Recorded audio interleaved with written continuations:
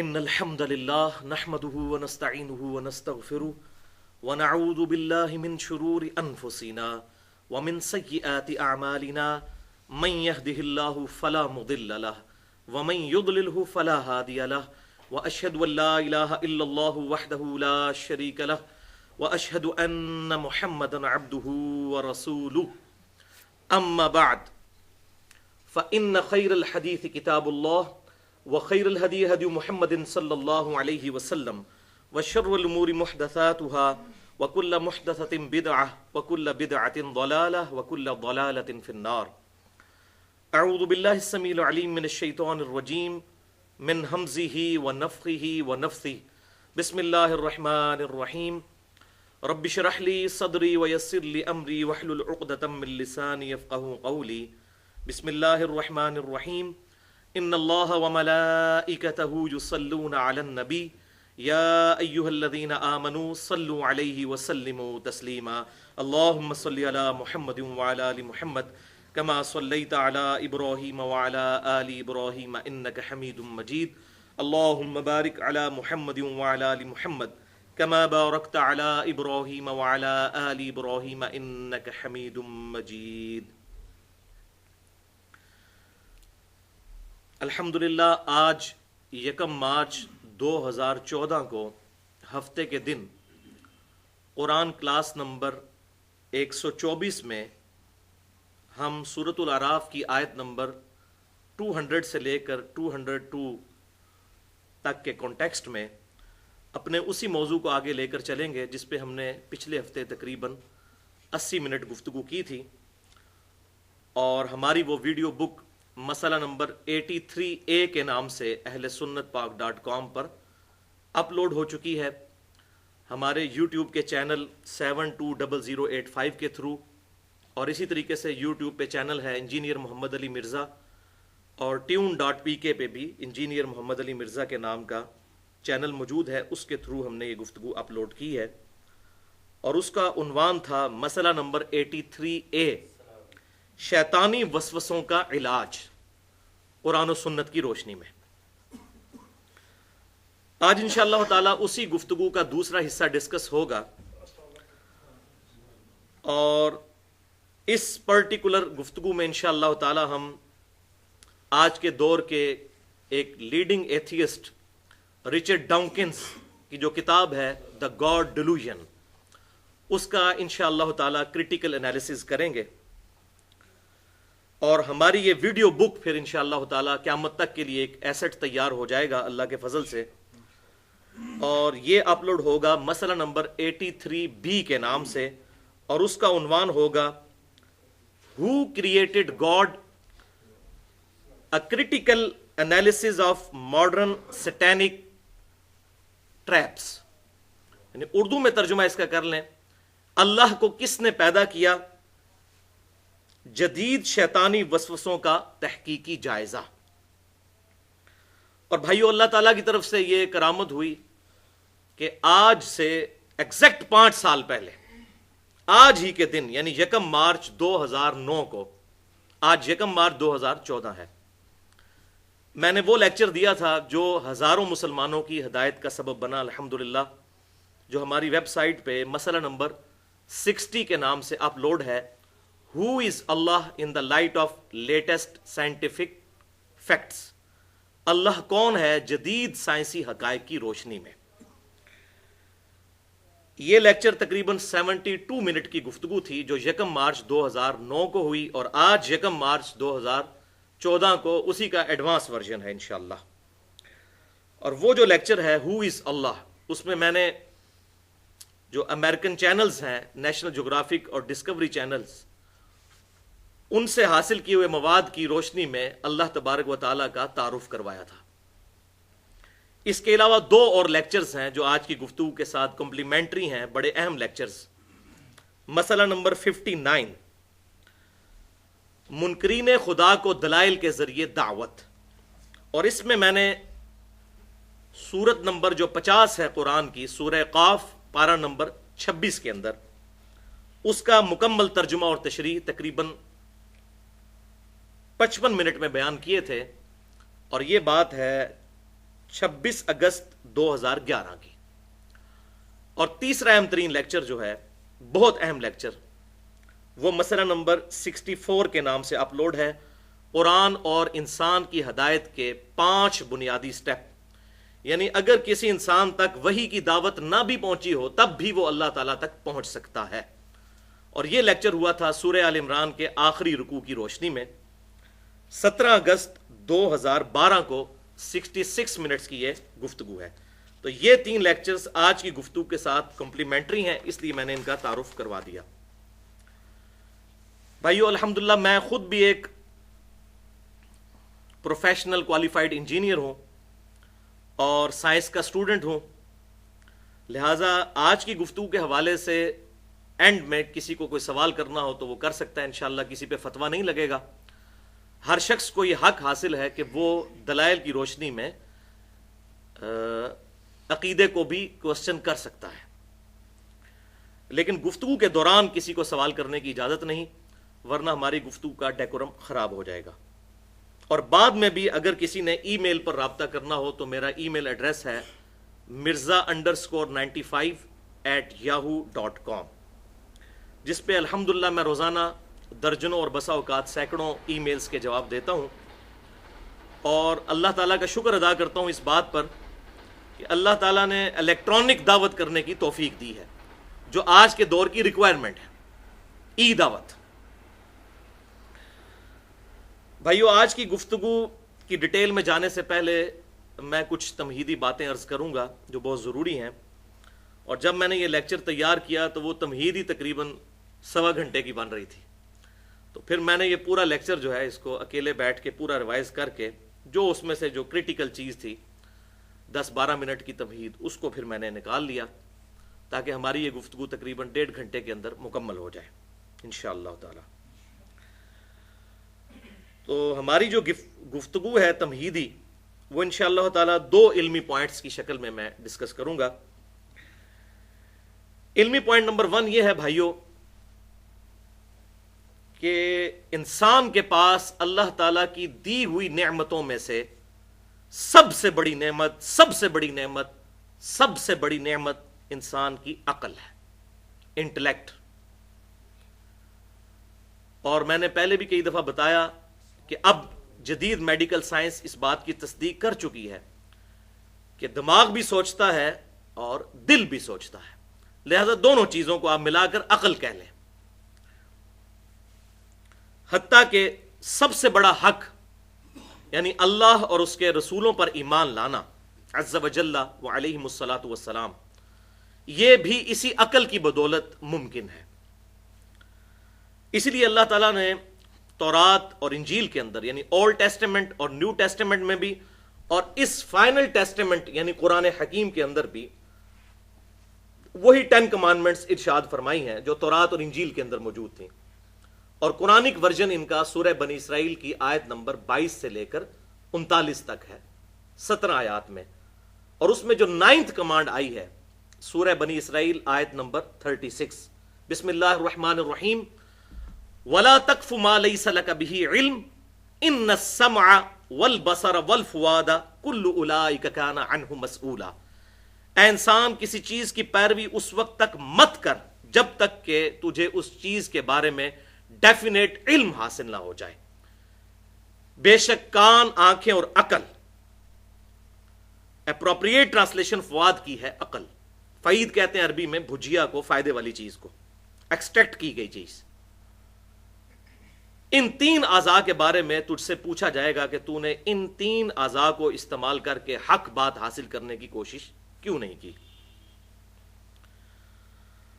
اسی طریقے سے سورہ الزمر کی آیت نمبر 9 کے اندر اللہ تعالیٰ نے ارشاد فرمایا، بسم اللہ الرحمن الرحیم، قل هل يستوي الذين يعلمون والذين لا يعلمون انما يتذكر اولو الالباب.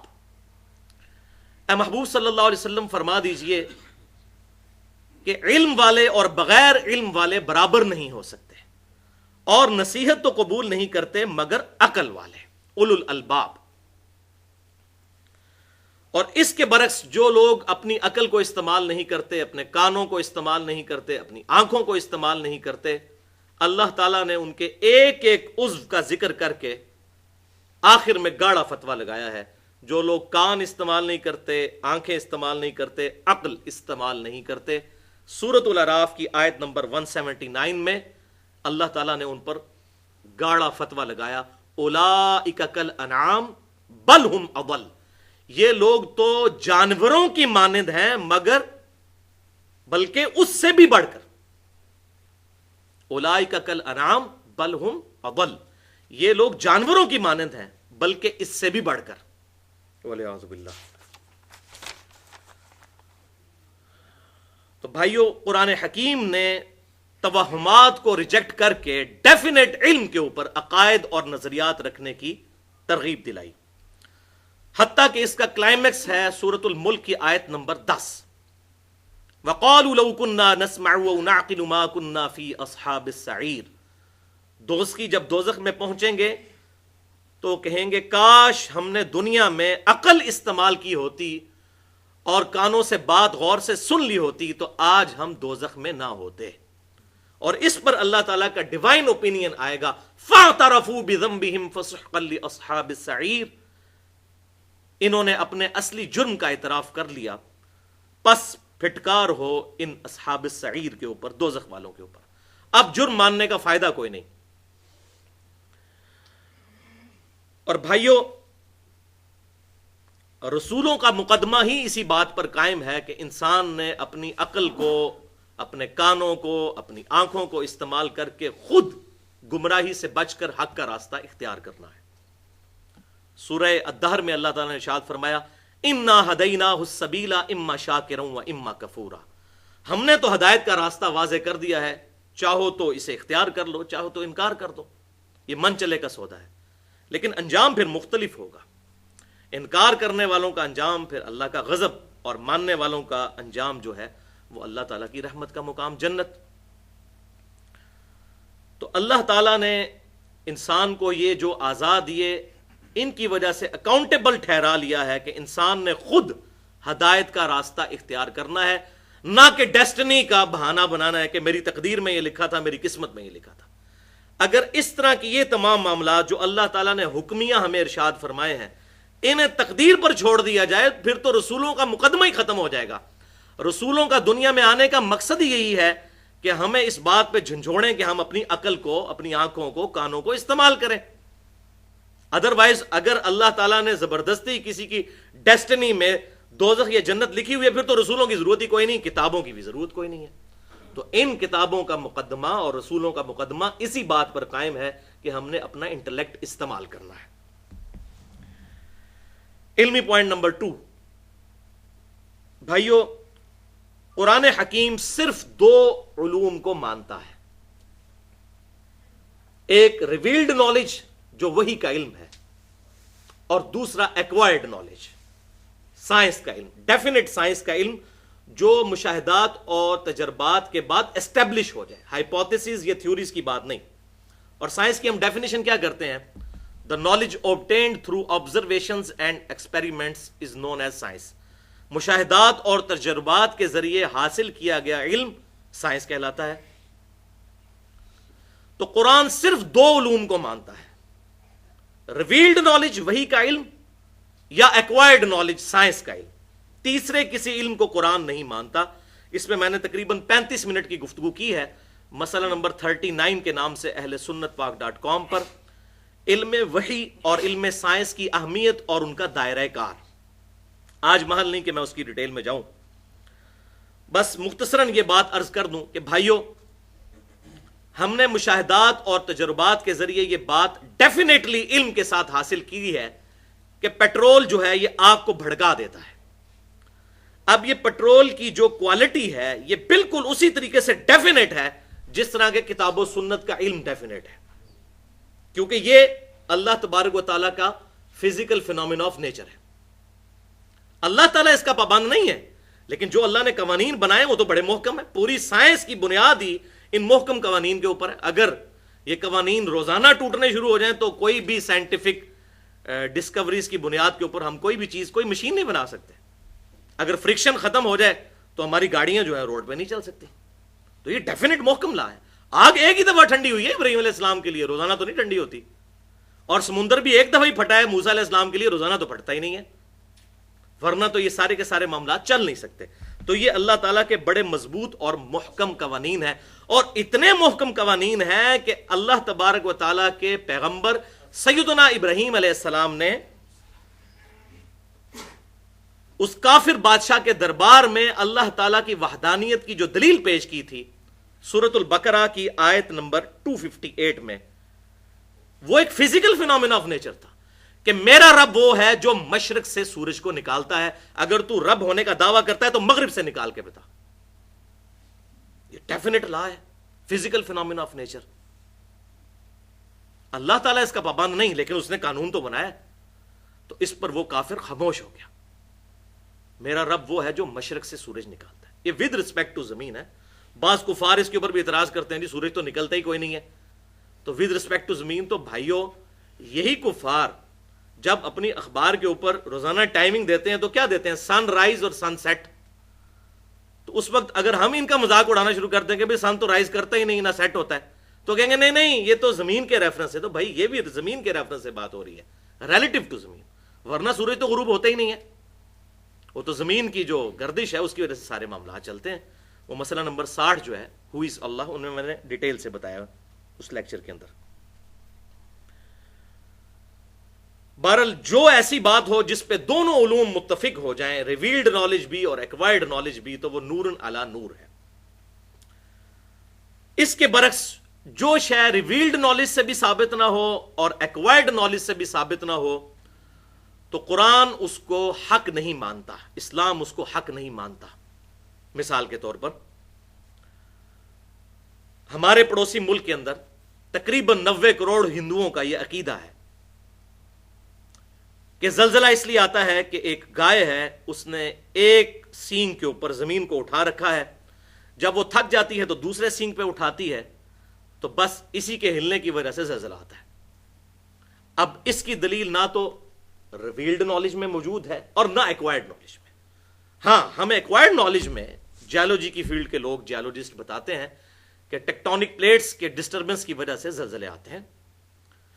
اچھا اب ان پلیٹس کو ڈسٹرب کون کرتا ہے؟ اس کا جواب پھر سائنس نہیں دے گی، اس کا جواب ریویلڈ نالج سے ہوگا کہ ساری کی ساری چیزیں ایک supreme being, super natural agency یا سپریم اتھارٹی نے کنٹرول کی ہوئی ہے ٹائنیسٹ ڈیٹیل تک. وہ تو بس فزیکل فینومینا آف نیچر کو صرف ڈسکور کرتے ہیں کہ ایسا ہوتا ہے اس وجہ سے. اچھا جی مد و جزر آتا ہے سمندر میں کشش ثقل کی وجہ سے، گریویٹیشنل فورس آف مون کی وجہ سے سمندر میں موجیں اڑتی ہیں. اچھا تو یہ فورس کہاں سے آئی، کیوں موجود ہے مادے کے اندر؟ اس کے اوپر پھر سائنس خاموش ہے. وہ کہتے ہیں یہ فزیکل فینومینا آف نیچر ہے، بس دیٹس آل، اس سے آگے نہیں. اسی طریقے سے یہ عقیدہ رکھنا کہ کالی بلی رستہ کاٹ جائے گی تو یہ نحوست کی نشانی ہے، تو اس کو نہ ریویلڈ نالج سپورٹ کرتا ہے نہ ایکوائرڈ نالج سپورٹ کرتا ہے. یہ ایکسیپٹیبل بات نہیں ہوگی. اسی طریقے سے گھر کی منڈیر پر کوے کا بولنا مہمانوں کی آنے کی پیشن گوئی ہے، اس کو نہ ریویلڈ نالج سپورٹ کرتا ہے نہ ہی ایکوائرڈ نالج. تو حقیقت بات یہ ہے کہ بھائیوں پھر اس طرح کی چیزیں جب کسی ریلیجن میں داخل ہو جائیں دین کے نام کے اوپر، تو پھر یہ چیزیں لوگوں کو دین سے ہی متنفر کروائیں گی. وہ کہیں گے یہ کیا اللاجیکل باتیں کرتے ہیں. اور اسی لیے میں کہتا ہوں کہ آدھا سچ بڑا خطرناک ہوتا ہے. رچرڈ ڈاؤکنز نے جو کتاب لکھی دا گاڈ ڈیلوژن، اس میں آدھا سچ موجود ہے. جن چیزوں کا رونا ہم بھی روتے ہیں کہ ایسا نہیں ہونا چاہیے، وہ خود کتاب و سنت کے خلاف ہیں باتیں، اور پھر ان کو موقع ملتا ہے اور وہ پھر اپنے غلط نظریات کو اس آدھے سچ کے ساتھ ملا کے پروپیگیٹ کر دیتے ہیں، اور مسلمانوں کا دماغ پھر الٹا چلنا شروع کر دیتا ہے. تو یہ رچرڈ ڈاؤکنز جو ہے بیسیکلی یہ آکسفورڈ یونیورسٹی انگلینڈ کا پروفیسر ہے. اس کی عمر تقریباً 73 ایئرز ہے. 1941 کی یہ پیدائش ہے، اور اس نے 2006 کے اندر اس کی کتاب پبلش ہوئی. 406 صفحات پر مشتمل وہ کتاب ہے، اور میں نے الحمدللہ نیوٹرل ہو کے اس پوری کتاب کو اسٹڈی کیا ہے. ظاہر ہے کہ جب تک کسی کے نظریات پڑھے نہ جائیں اس کے اوپر کسی قسم کا ایکسپرٹ اوپینین دینا غلط ہے. تو اس نے اس کتاب کا نام رکھا دا گاڈ ڈیلوژن. ڈیلوژن کہتے ہیں فریب دیا گیا نظریہ. تو اس کا کہنا یہ ہے کہ یہ کائنات کسی گاڈ نے بنائی, کسی الہ نے بنائی, کسی اللہ نے بنائی, کسی بھگوان نے بنائی, کسی سسٹینر نے بنائی, کسی وشنو نے بنائی, کسی رب نے بنائی. یہ تمام چیزیں ایک فریب دیا گیا نظریہ ہے جو آباء و اجداد کے ساتھ چلتا آ رہا ہے. اس کی کوئی دلیل نہیں ہے. تو اس لیے اس نے اپنی کتاب کا نام رکھا دا گاڈ ڈیلوژن. اور اس نے پھر ڈیٹیل کے ساتھ 406 صفحات آپ دیکھیں. اب کتاب پہ اگر میں اس طریقے سے کمنٹس کروں کہ اس کتاب میں ایسا سچ ویسا ربط نہیں ہے جیسا کہ ایک لکھنے والے کے قلم میں ہونا چاہیے, ظاہر ہے وہ ہر بندے کی کیپیبلٹی بھی نہیں ہوتی. اب کوئی کہ جی مولانا مودودی صاحب کے جو قلم میں طاقت تھی وہ باقی علماء کے قلم میں آ جائے تو ایسا ہو نہیں سکتا. یہ تو گاڈ گفٹڈ صلاحیت ہے. بندہ اپنے ویوز بیان کرتا ہے لیکن ان کے قلم میں ایک طاقت تھی. تو وہ ہم اس چیز کو ایڈریس نہیں کرتے کہ اس کے قلم کا جو وہ ربط ہے وہ اتنا اچھا نہیں ہے, لیکن جو دلائل دیے ہیں ان کو انشاءاللہ تعالی ہم ڈسکس کریں گے. اور یہ جو کتاب ہے دا گاڈ ڈیلوژن, اس کو انشاءاللہ تعالی میں 5 علمی پوائنٹس کی شکل میں ڈسکس کروں گا. ایک دفعہ دروشی پڑھ لیجئے. اللہم صلی علی محمد وعلی آل محمد کما صلیت علی ابراہیم وعلی آل ابراہیم انک حمید مجید. اللہم بارک علی محمد وعلی آل محمد کما بارکت علی ابراہیم وعلی آل ابراہیم انک حمید مجید. علمی پوائنٹ نمبر 1. بھائیو, یہ جو کتاب ہے دا گاڈ ڈیلوژن, یعنی گاڈ کا نظریہ ایک فریب دیا گیا نظریہ ہے. اس کتاب کے اوپر اگر میں ایک جملے میں اپنا ایکسپرٹ اوپینین بیان کروں تو وہ ایک جملے کی شکل میں یوں بنے گا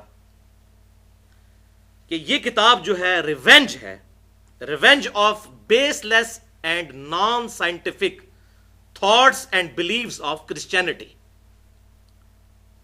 موجودہ عیسائیت کے بے بنیاد اور سائنس کے خلاف عقائد اور نظریات کا رد عمل ظاہر ہوا ہے, کیونکہ رچرڈ ڈاؤکنز خود بھی ایک کیتھولک عیسائی گھرانے میں پیدا ہوا, اور اس نے جب عیسائیت کو اسٹڈی کرنا شروع کیا, اولڈ ٹیسٹمنٹ کو اور نیو ٹیسٹمنٹ کو, تو اس کو اس میں ایسی چیزیں نظر آئی کہ اس نے کہا یہ کلام تو ماننے کے قابل ہی نہیں ہے.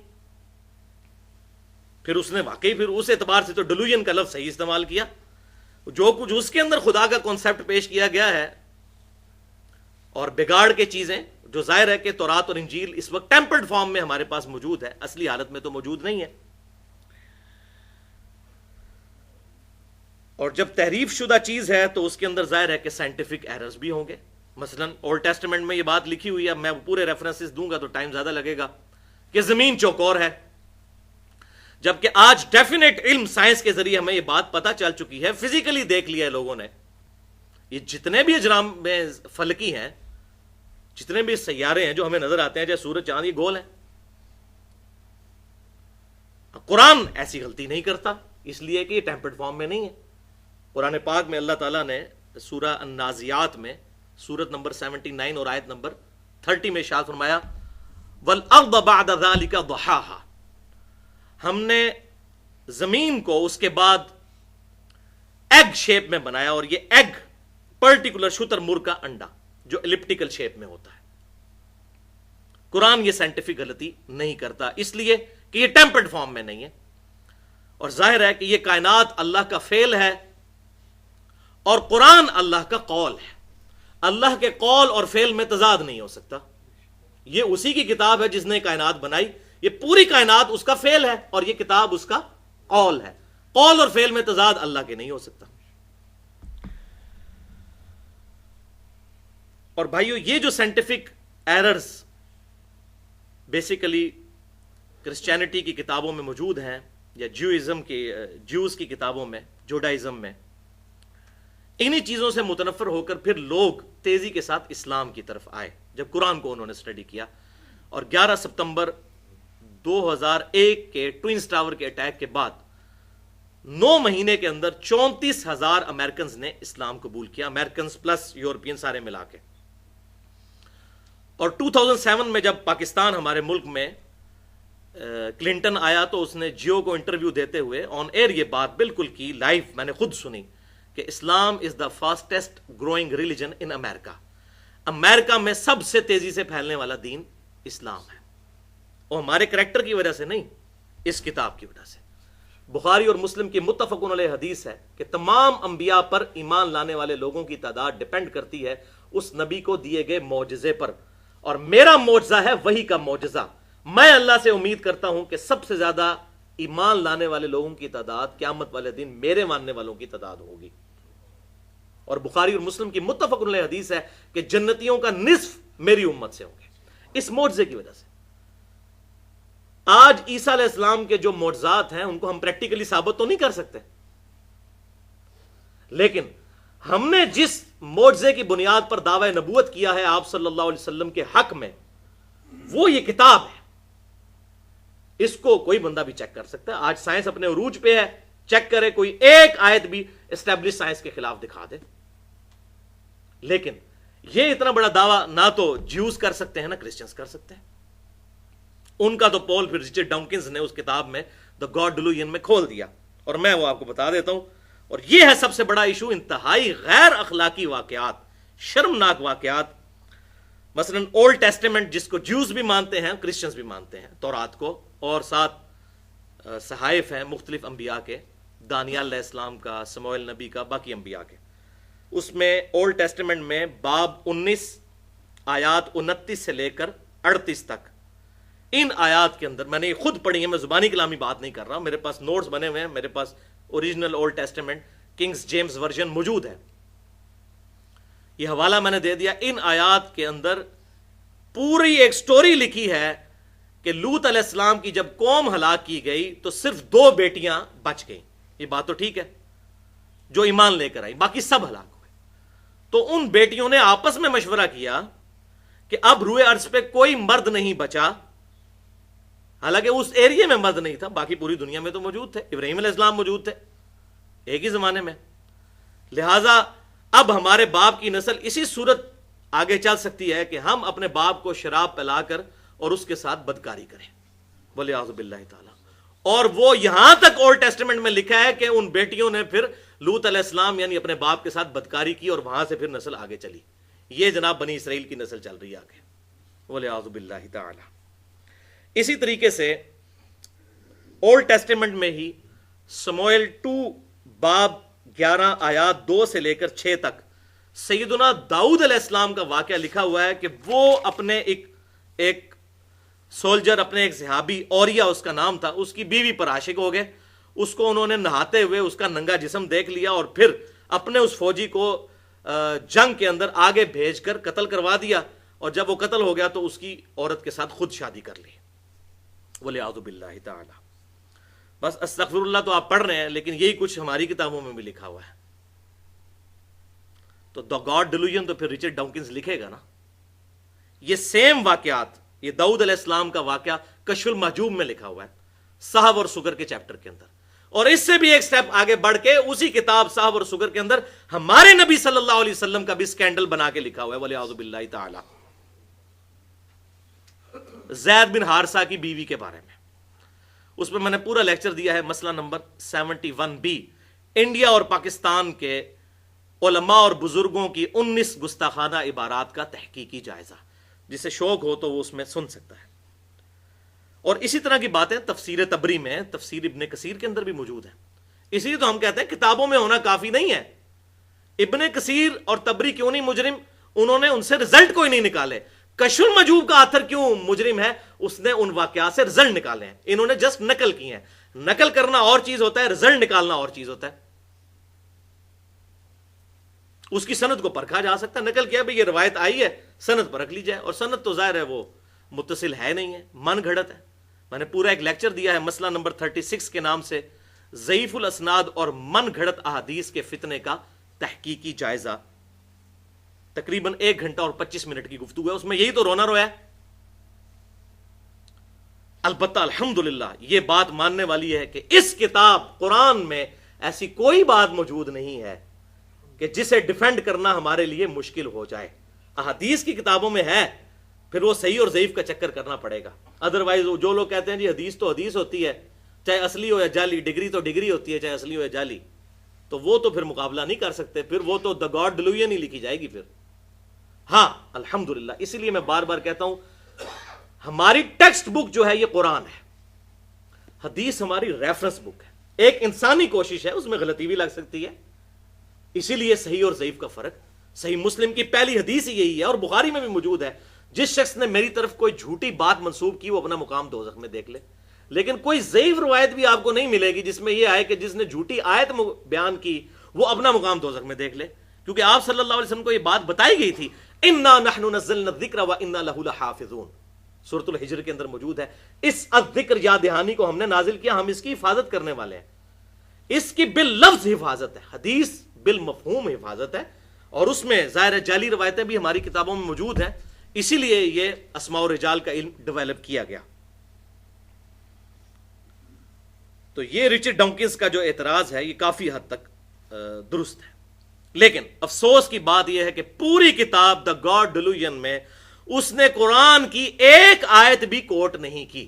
لہٰذا اگر میں حلف اٹھا کر یہ خانہ کعبے کے اندر بھی کھڑے ہو کر مطاف میں یہ کہوں کہ اللہ کی قسم اٹھا کے کہ رچرڈ ڈاکنز نے قرآن پاک نہیں پڑھا، تو مجھے اپنی قسم کا کفارہ نہیں ادا کرنا پڑے گا، کیونکہ پوری کتاب میں اس نے ایک آیت بھی نہیں کوٹ کی.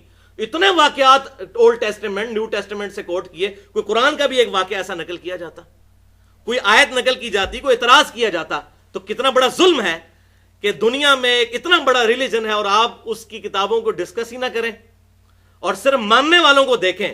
اور ظاہر ہے کہ وہ تو سب سے بڑے مجرم ماننے والے مسلمان ہیں جو لوگوں کے لیے اسلام سے دوری کا سبب بنے ہوئے ہیں، اور اس ٹیکسٹ بک کو نہ پڑھیں. نہ ڈونکنز نے پڑھی اور نہ رسل نے پڑھی، اور دعوے ان لوگوں کے دیکھیں. علمی پوائنٹ نمبر 2،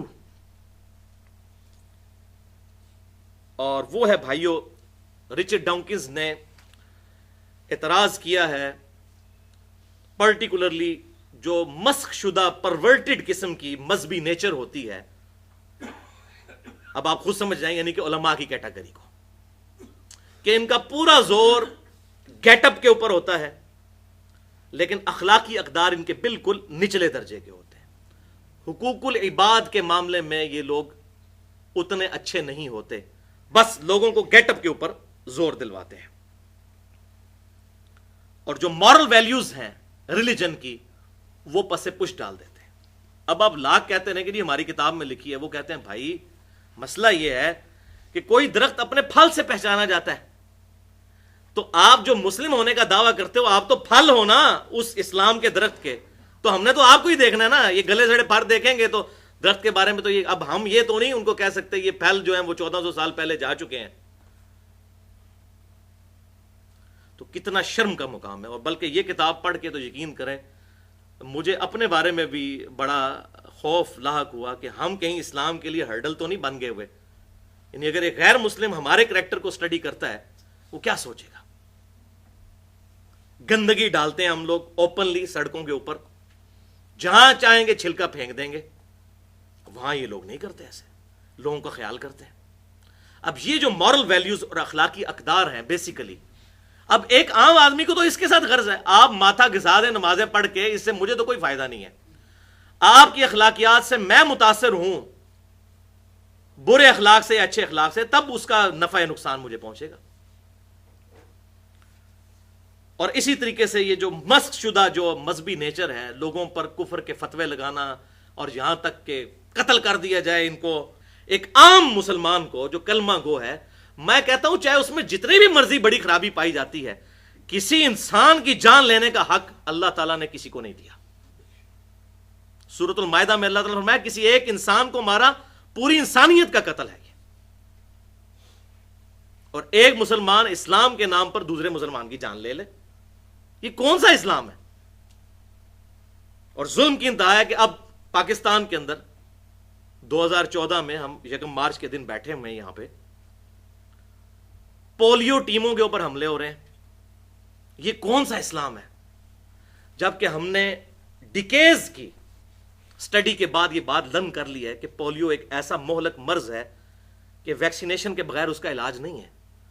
لوگ معذور ہوئے پڑے ہیں، دیکھ لیں، پوری زندگی کے لیے پورے خاندان ڈسٹرب ہے.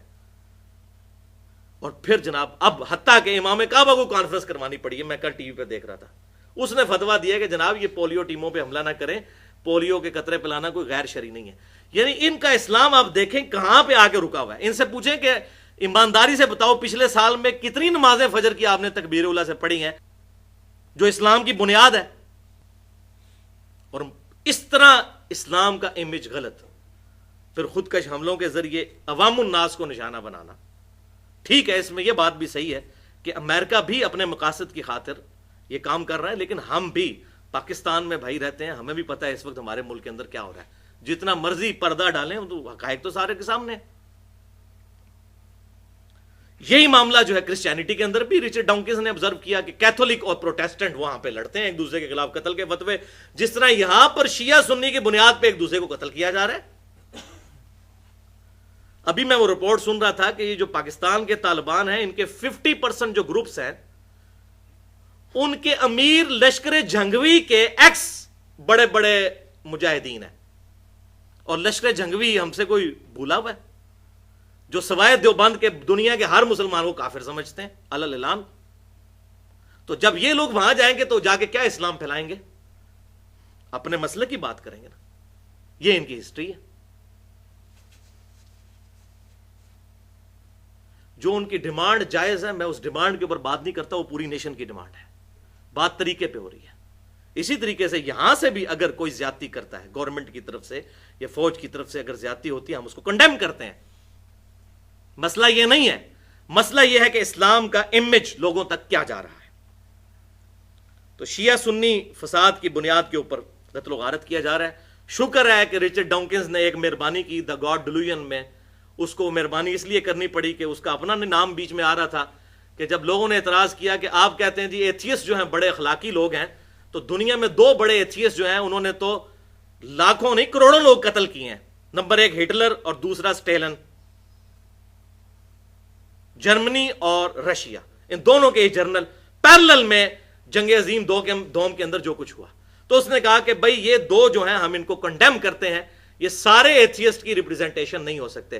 تو ہم بھی کہتے ہیں جو لوگ اسلام کے چہرے پر بدنما داغ بنے ہوئے ہیں یہ اسلام کے ٹرو ریپریزنٹیٹو نہیں ہے.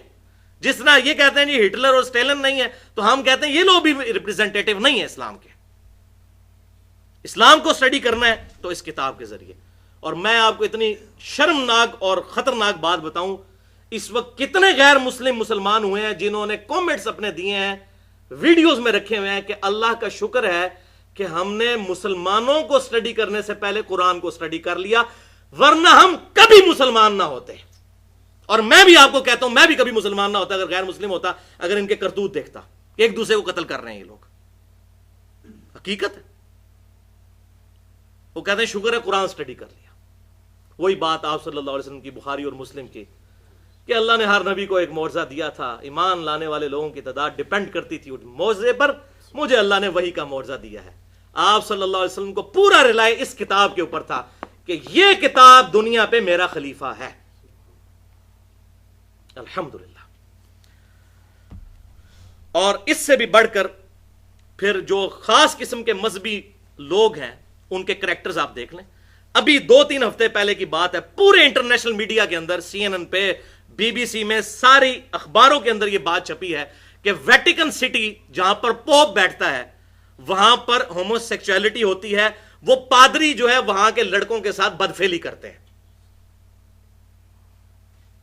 تو دا گاڈ ڈیلوژن تو لکھے گا نا رچرڈ ڈاؤکنز، وہ کہے گا یہ ہے ریلیجن کہ لبادے اوڑے میں اخلاقیات کے اور ویٹیکن سٹی میں بیٹھ کے جو مرکز ہے کرسچینٹی کا، تقریباً سمجھ لیں آپ 1.5 ارب لوگوں کا، پروٹیسٹنٹ کو نکال دیں تو 1.5 ارب لوگوں کا وہاں پہ یہ کرتوت ہو رہے ہیں.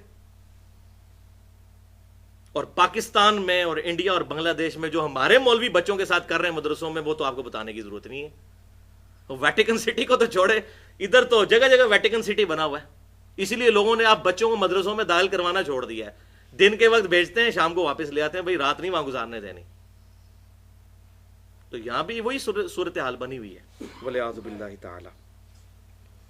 تو بات بالکل ٹھیک ہے جو نیو مسلمز کی، کہ اگر ہم قرآن کو سٹڈی نہ کرتے، صرف مسلمانوں کو سٹڈی پہلے کر لیتے، ظاہر ہے مسلمانوں کو سٹڈی کر لیتے پھر قرآن کو بھی سٹڈی نہ کرتے. اب پتہ چلا کہ سب سے بڑے اسلام کے دشمن ہم مسلمان ہیں.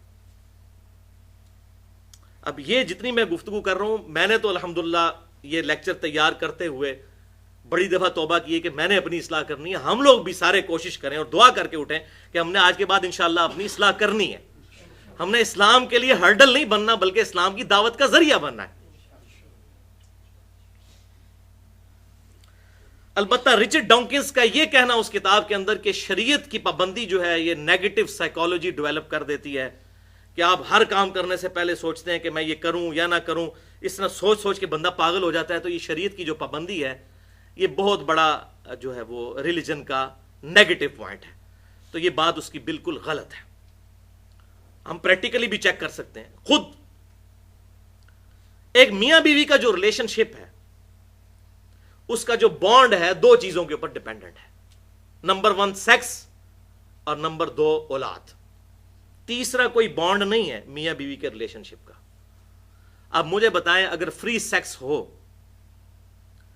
میاں جو ہے وہ صرف اپنی بیوی کے ساتھ خاص نہ رہے بلکہ ہر جگہ منہ مارتا رہے کہ جی ٹھیک ہے آزادی ہے، فریڈم ہے، جو مرضی کرتے رہو، کیا پابندی کرنا، اسی طریقے سے بیوی بھی یہی کرتی رہے، تو مجھے بتائیں کہ ایسے مرد اور عورت مل کے کسی خاندان کو وجود بخشیں گے؟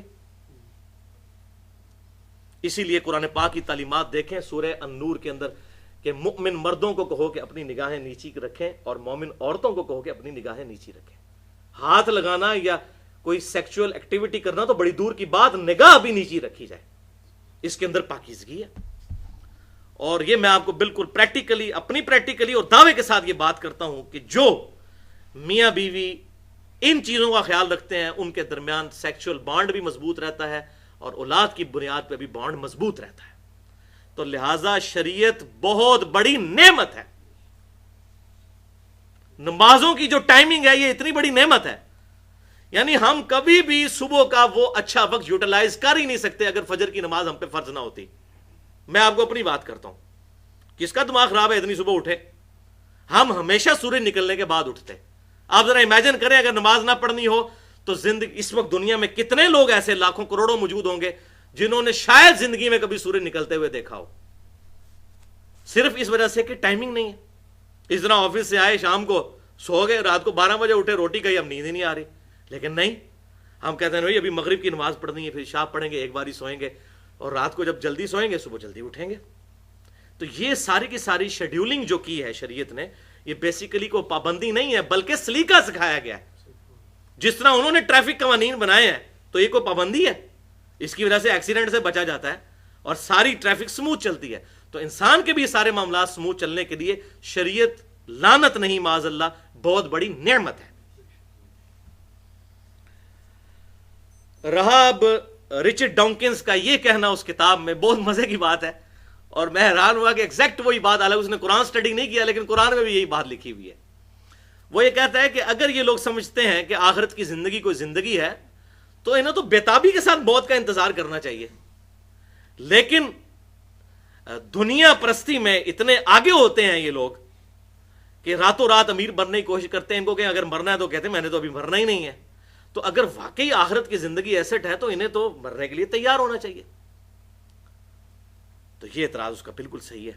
قرآن پاک بھی یہی کہتا ہے کئی جگہ پہ یہودیوں کو ٹانٹ کرتے ہوئے کہ اے یہودیوں، سورہ الجمعہ میں بھی آیا کہ اگر تمہیں واقعی یہ زوم ہو گیا نا کہ تم اللہ کے محبوب بندے ہو اور اللہ کے بڑے لاڈلے ہو تو موت کی تمنا کرو.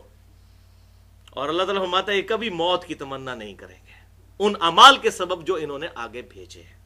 واقعی جس کا آخرت پہ یقین ہے، آخرت کی زندگی اس کے لیے ہر وقت سامنے ہونی چاہیے. دنیا کی زندگی اس کے لیے لائبلٹی ہونی چاہیے. اصل ایسٹ تو آخرت کی زندگی ہے.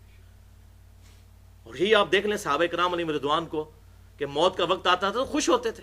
کتنے واقعات موجود ہیں کہ نبی صلی اللہ علیہ وسلم سے ملاقات ہوگی. ٹھیک ہے، سیدہ فاطمہ کا تو موجود ہے، بخاری اور مسلم کی متفق علیہ حدیث ہے. کان میں ایک بات کہی تو رو پڑی اور ایک بات کہی تو ہنس پڑی. روئی تھی اس بات پہ کہ آپ صلی اللہ علیہ وسلم دنیا سے تشریف لے جا رہے ہیں، اور ہنس پڑی اس بات کے اوپر کہ آپ نے فرمایا کہ سب سے پہلے تم مجھے آ کے ملو گی. تو وہ تو مرنے سے پہلے ہی ہنس رہی تھی، موت کی تلاش میں تھی. اسی طریقے سے صحابہ کرام نے رضوان نے میدان جنگ میں قتال کے دوران اپنی جانیں جو اللہ کے سپرد کی. واقعی جان ہتھیلی پہ رکھ کے نکلتے تھے وہ لوگ. تو اگر واقعی آخرت کی زندگی کا کانسیپٹ ہے تو پھر آخرت کی زندگی سے پیار کا تقاضا یہ ہے کہ موت کا انسان مشتاق رہے، اور وہی مشتاق رہے گا وَلَا تَمُوتُنَّ إِلَّا وَأَنْتُمْ مُسْلِمُونَ. دیکھنا تمہیں موت نہ ہے مگر اس حال میں کہ مسلمان مرنا.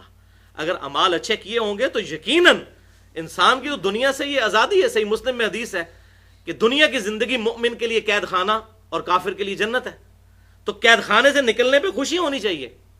تو یہ بات بالکل ٹھیک ہے، اور الحمدللہ مسلمانوں میں ایسی کافی تعداد موجود ہے کہ جو اس کوشش میں ہوتے ہیں کہ اللہ تعالیٰ کی حضور ہماری حاضری ہو اس حال میں کہ اللہ ہم پر راضی ہو، تو وہ موت سے گھبراتے نہیں ہیں آج بھی الحمدللہ.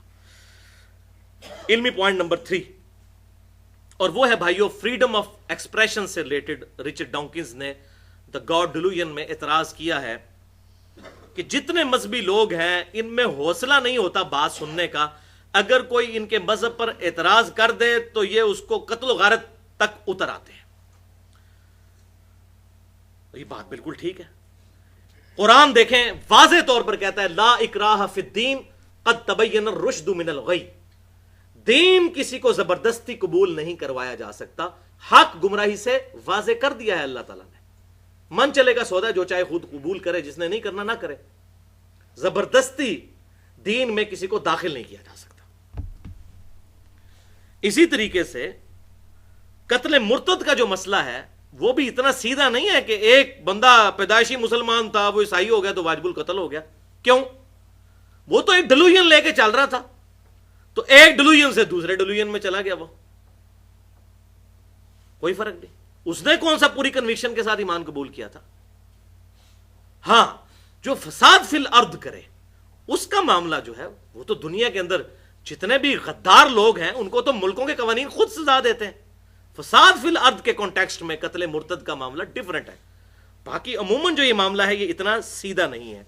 اسی طریقے سے رچرڈ ڈونکنز نے پاکستان کا باقاعدہ اعتراض کیا پاکستان والے معاملے میں کہ پاکستان کے اندر جو گستاخ رسول کی سزا والا قانون ہے 295C، اس نے کہا جی یہ تو جس کا دل کرتا ہے دوسرے کو گستاخ رسول ڈکلیئر کروا کے تو اس کو پھانسی چڑھوا دیتا ہے. اور حقیقت بھی یہی ہے 99% کیسز میں. ابھی 2-3 سالوں میں آپ دیکھ لیں کہ لوگوں نے اپنی ذاتی دشمنیاں نبھانے کی خاطر 295C بلکہ آپ تو اس ملک میں رہ رہے ہیں بھائیو جہاں پہ یہ کہہ دینا کہ نبی صلی اللہ علیہ وسلم انسان تھے تو اس ملک کے کم از کم 10-12 کروڑ لوگ آپ کو کافر سمجھیں گے. کیوں جی؟ ایسا ہے کہ نہیں؟ تو پھر اس 295C کی کیا حیثیت رہ جاتی ہے؟ اس کا مس یوز ہوگا کہ نہیں ہوگا؟ اور یہ جو امام نے تیمیہ نے کتاب لکھی اور وہ سارے ان کے پھر پیچھے اس وقت بریلوی دیوبندی اہل حدیث شیعہ، میں حیران ہوں کہ ابن تیمیہ سے سارے اختلاف کرتے ہیں سوائے اہل حدیث کے، لیکن یہ ایک مسئلہ ایسا ہے جس میں ساروں نے امام ابن تیمیہ کو اپنا امام مان لیا ہے، جو اس نے گستاخ رسول والی کتاب لکھی ہے. اور اس میں پتہ نہیں انہوں نے کہاں سے وہ مطلب ضعیف روایتیں اکٹھی کر کے یہاں تک امت کو عقیدہ کیا کہہ دیا کہ جی گستاخ رسول کی توبہ بھی قبول نہیں ہے. توبہ استغفار. قرآن تو کہہ رہا ہے کہ اللہ کی گستاخ کی توبہ قبول ہے، جو شرک سے توبہ کر لے. توبہ کا دروازہ تو موت کے غرغرے تک کھلا ہوا ہے. وہ کہتے ہیں نہیں گستاخ رسول توبہ بھی کرے تب بھی اس کو قتل کرنا ہے، توبہ اس کی قبول نہیں ہے. یہ کس قرآن اور حدیث کے اندر یہ بات لکھی ہوئی ہے؟ اسی لیے میں نے آپ کو یاد ہوگا آج سے سال ڈیڑھ پہلے پورا لیکچر ریکارڈ کروایا تھا مسئلہ نمبر 49 کے نام سے. تقریباً 1.25 گھنٹے کی گفتگو تھی گستاخانہ فلم کارٹون سے ریلیٹڈ اور اس وقت مسلمانوں کو کیا لائے عمل اختیار کرنا چاہیے. اس میں گستاخ رسول کی جو سزا ہے وہ کس کانٹیکسٹ میں کہاں تک درست ہے اور کہاں تک یہ جو فراڈ معاملہ بنایا ہوا ہے انہوں نے، اس میں نے کھول کے بیان کیا. اسی طریقے سے اس نے کہا کہ آپ دیکھ لیں کہ کوئی کارٹون بناتا ہے یہ پوری دنیا کے اندر توڑ پھوڑ شروع کر دیتے ہیں. تو بالکل ہمارے سامنے ہے پاکستان کے اندر کیا ہوا تھا، اسی پہ میں نے وہ لیکچر دیا تھا مسئلہ 49. اپنی املاک کو نقصان پہنچایا، پرامن احتجاج نہیں رہنے دیا کسی نے، توڑ پھوڑ کی. آپ کو کہ جی یہ کافروں کی سازش ہے، کافر کیا وہ ہم ان کی شکلیں نہیں پہچانتے ہیں کون ہے وہ؟ یا تو پھر ٹھیک ہے ہماری والی بات کریں کہ یہ منافق ہے مولوی جو یہ اس قسم کے کام کروا رہے ہیں. کس طریقے سے ملک کے اندر جو ہے املاک کو، عام لوگوں کی گاڑیاں جلا دی گئیں، بینک لوٹ لیے گئے. مجھے بتائیں دا گاڈ ڈیلوژن تو لکھے گا نا پھر رچرڈ ڈاکنز. جب اس طرح کے ہمارے کرتوت ہوں گے، اس طرح کا ہمارا کردار ہوگا، تو ہم یہ کون سا کریکٹر غیر مسلموں کو پیش کر رہے ہیں؟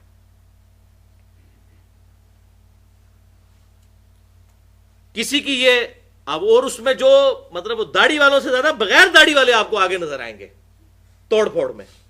اسی بغیر داڑھی والے کو کہنا کہ بھائی ڈنمارک والوں نے کارٹون میں نبی صلی اللہ علیہ وسلم کی مبارک داڑھی میں بم دکھایا ہے، تے پتر ہوں باننا اپنے پیو دا پتر تے تو نیت کر آج کے میں داڑھی رکھنا وا. انہیں میرے نبی دی داڑھی وچ بم دکھایا، میں آج داڑھی نیت کرنا وا. اوتھے ہی ٹھوس ہو جائے گا. تو اتنا آپ کو محبت رسول نظر آ گئی کہ بھائی انہوں نے داڑھی کے اندر بم دکھایا، آج تو نیت کرنا کہ میں داڑھی رکھتا ہوں، تو میں بھی مانوں کہ تو واقعی محبت رسول، بڑا عاشق رسول جو اپنے آپ کو کہلاتا ہے محبت رسول کرنے والا ہے، تو بن نہ پھر جنا. نہیں، محبت رسول میں، غلامی رسول میں موت بھی قبول ہے. موت قبول اپنی نہیں کہہ رہے ہوتے، دوسروں کی موت جان لینا. یہ ذہن میں رکھیے گا، اپنی موت کی بات نہیں ہو رہی ہوتی ہے، دوسروں کی. دوسروں کو قتل کریں گے، دوسروں کا نقصان کریں گے. ہاں، اپنا تو ایک داڑھی نہیں رکھی جائے گی جناب. وہ جناب ماں کہے گی میں تینوں دودھ نہیں بخشاں گی، اور بیوی نہیں جناب چھوڑے گی، اور یہ نہیں ہوگا وہ نہیں ہوگا. تو یہ کون سی محبت رسول ہے؟ یہ صرف ایک ڈیلوژن ہے، ڈیلوژن. والعیاذ باللہ تعالی. اب آخری 2 پوائنٹس رہ گئے ہیں، اور وہ ہیں ذرا کڑوے پوائنٹس اور سائنٹیفک جو ہے وہ ریسرچ کے ذریعے ان چیزوں کا جواب دینا ہے. ایک دفعہ دروشی پڑھ لیجئے. اللہم صلی علی محمد وعلی آل محمد کما صلیت علی ابراہیم وعلی آل ابراہیم انک حمید مجید. اللہم بارک علی محمد وعلی آل محمد کما بارکت علی ابراہیم وعلی آل ابراہیم انک حمید مجید. علمی پوائنٹ نمبر 4، اور وہ ہے بھائیو، رچرڈ ڈاکنز نے اپنی کتاب دا گاڈ ڈیلوژن میں، پوری کتاب کے اندر اس نے رسل کا نام، اسی طریقے سے ایمینوئل کانٹ کا نام، اسی طریقے سے فرائیڈ کا نام، کارل مارکس کا نام، یہ صرف برکت کے لیے لیا ہے انورٹڈ کاما میں. اصل میں جس کو اس نے فالو کیا ہے وہ چارلز ڈارون ہے، جو سمجھ لے اس کا مرشد اعظم ہے، جس کی بنیاد پہ اس نے وہ ساری کتاب جو ہے وہ سارا اپنا مقدمہ پیش کیا ہے. چارلز ڈارون کی یہ کتاب origin of species by means of natural selection, یعنی مختلف جانداروں کا وجود میں آنا قدرتی چناؤ کے عمل کے ذریعے سے.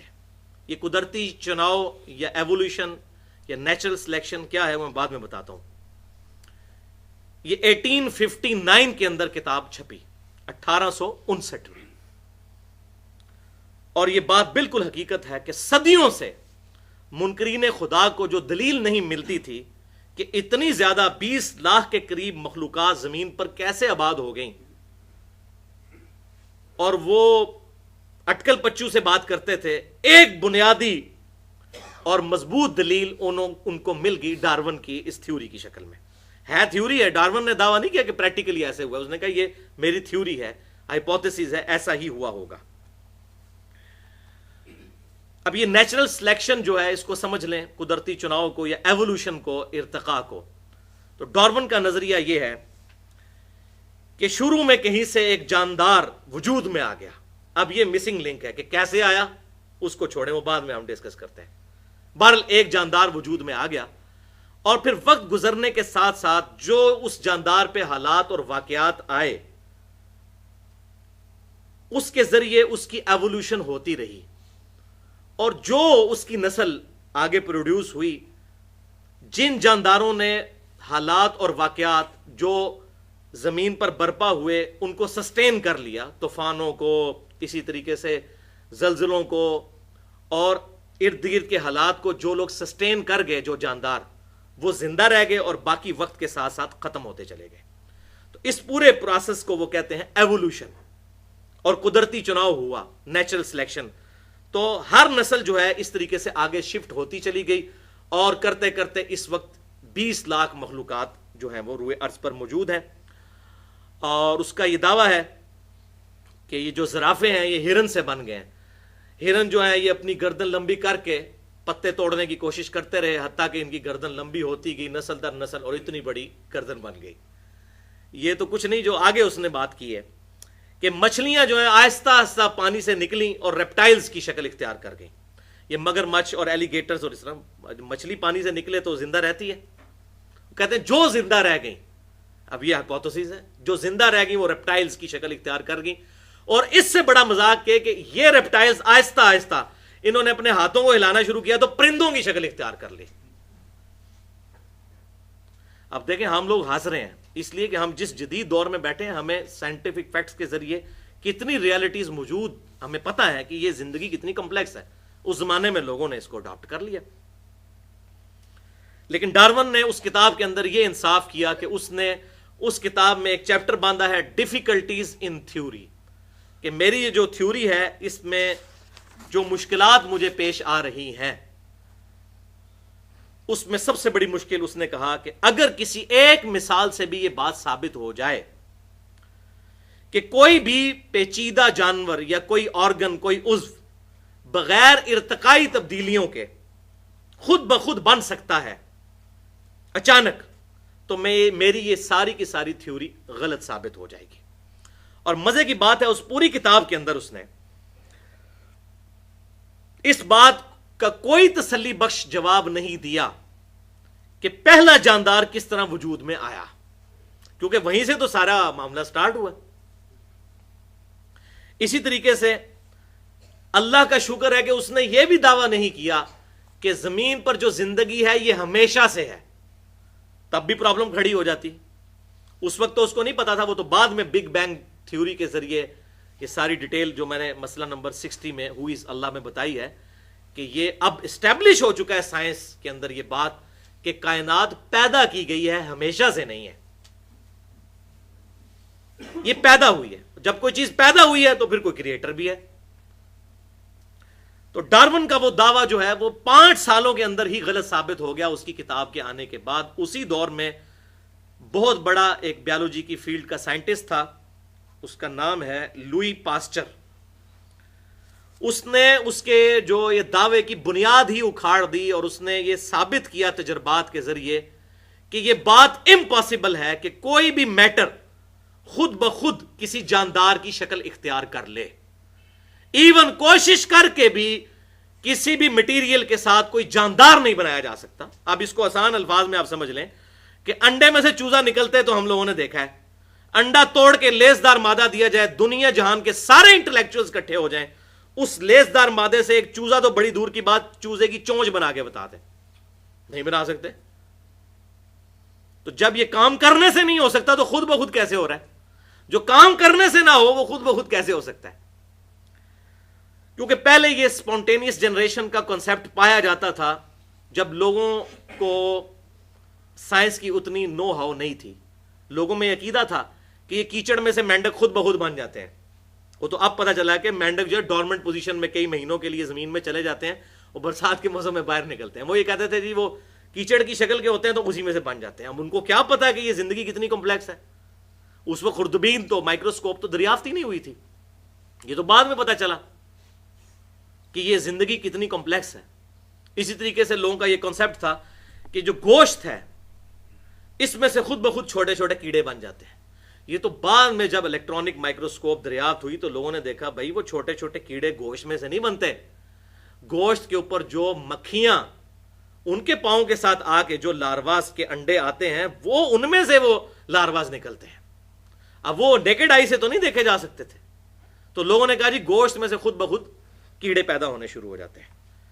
تو اس طرح پھر الحمدللہ بیالوجی کا یہ لا تو بالکل فائنل ہو چکا ہے کہ living things can never be produced from non living things. زندہ چیزیں کبھی بھی مردہ سے نہیں بنائی جا سکتی، زندہ ہی میں سے زندہ نکلے گا. انڈا مرغی ہی دے گی. اس انڈے کو آپ مشین میں رکھیں، مرغی کے نیچے رکھیں، جہاں سے مرضی، لیکن انڈا جو ہے وہ مرغی نہیں دینا ہے. زندہ چیز میں سے ہی یہ چیز نکلنی ہے. یہ بیالوجی کا لا فائنل ہو چکا ہے. اور دوسرا لا بیالوجی کا یہ فائنل ہو چکا ہے کہ تمام زندہ چیزیں پانی سے پیدا ہوئی ہیں، جو الحمدللہ قرآن پاک میں سورۃ الانبیاء کی آیت نمبر 30 میں بھی موجود ہے۔ 8 سے 1400 سال پہلے جب کسی کو گمان بھی نہیں تھا، اس زمانے میں اگر یہ قرآن کہتا نا کہ تمام زندہ چیزیں ریت سے پیدا ہوئی ہیں تو بات سمجھ آنے والی تھی۔ وہاں تو عرب کے ریگستانوں میں ریت ہی ریت تھی اور پانی تو ہے ہی بڑا مشکل تھا، تو یہ کسی کے دماغ میں کیسے بات آ گئی اگر معاذ اللہ یہ کسی انسان کی لکھی ہوئی کتاب ہو تو۔ سورۃ الانبیاء آیت نمبر 30، وَجَعَلْنَا مِنَ الْمَاءِ كُلَّ شَيْءٍ حَيٍّ، اور ہم نے پانی سے ہر زندہ چیز کو پیدا کیا۔ افلا یؤمنون، کیا اب بھی تم ایمان نہیں لے کر آؤ گے؟ تو یہ 2 لاز الحمدللہ بیالوجی کے فائنل ہو چکے ہیں۔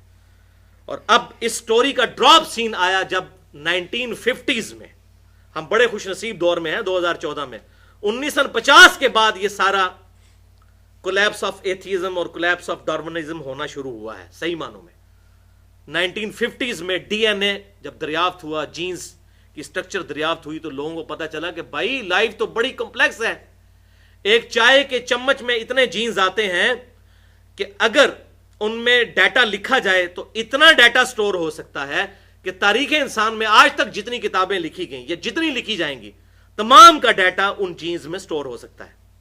اور ڈی این اے میں یہ سارے کے سارے معاملات، جو آج ڈی این اے ٹیسٹ بھی ہوتا ہے، یعنی اگر کسی کا ڈی این اے کا سیمپل لے لیا جائے تو بتایا جا سکتا ہے اس کی آنکھوں کا رنگ کیا ہے، اس کے چہرے کی شیپ کیسی ہے، اس کی کھال کی کلر کیسا ہے، اس طریقے سے پورے جسم کو دیکھ کے انسان کے جتنے فیچرز ہیں وہ ڈی این اے سٹرکچر سے پتہ چل سکتے ہیں۔ تو یہ پورے کا پورا کوڈک فارم میں موجود ہے ڈی این اے کے اندر، ڈیزائن کی ہوئی چیز۔ تو یہ اس وقت تو لوگوں کو پتہ ہی نہیں تھا، خوردبین بھی نہیں تھی۔ یہ تو خوردبین کے ذریعے جب چیزیں دیکھی گئیں کہ ایک سیل، ایک خلیہ جو بیسک یونٹ ہے انسان کا، کسی بھی زندہ چیز کا خلیہ، جو 1 ملی میٹر کا بھی 1000واں حصہ ہوتا ہے، دوربین کے ذریعے جب اس کو، خوردبین کے ذریعے، اور پھر الیکٹرانک مائکروسکوپ 1960 کے قریب جو ہے بنائی گئی، جب دیکھا گیا تو پتہ چلا کہ بھائی ایک خلیہ اتنا کمپلیکس ہے، اس میں ایک پورا اس کا پاور جنریشن سسٹم ہے، پورے اس کے اندر بیریئر لگے ہوئے ہیں، پوری کنٹرولنگ سسٹم، کنٹرول روم موجود ہے۔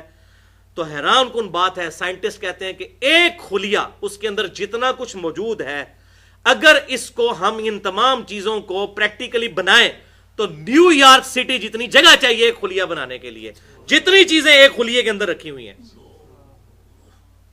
نیو یارک سٹی، یہ ایک خلیہ بھائیو، ایک خلیہ۔ چلو بنا تو لیں گے، اس میں زندگی کہاں سے ڈالنی ہے؟ ایک خلیہ۔ تو انسان کے جسم میں ایک خلیہ نہیں ہے، سینکڑوں بھی نہیں ہے، لاکھوں بھی نہیں ہے، کروڑوں بھی نہیں ہے، اربوں بھی نہیں ہے، 100 ٹریلین سیلز ہر انسان کے جسم میں موجود ہے، اور 1 ٹریلین 1000 ارب کے برابر ہوتا ہے، 1000 بلین۔ اور 1 ارب اتنا بڑا فگر ہے کہ کوئی شخص 24 گھنٹے اگر 1 2 3 4 5 6 یہ گنتی گنتا رہے تو 25 سے 30 سال لگیں گے 1 ارب گننے کے لیے۔ یہ 1 ارب ہے، 1000 ارب ہوگا تو 1 ٹریلین، اور 100 ٹریلین سیلز ہر ایک انسان، جو ہم یہاں 100 کے قریب لوگ بیٹھے ہوئے ہیں، ہر ایک کے جسم میں 100 ٹریلین سیلز موجود ہیں۔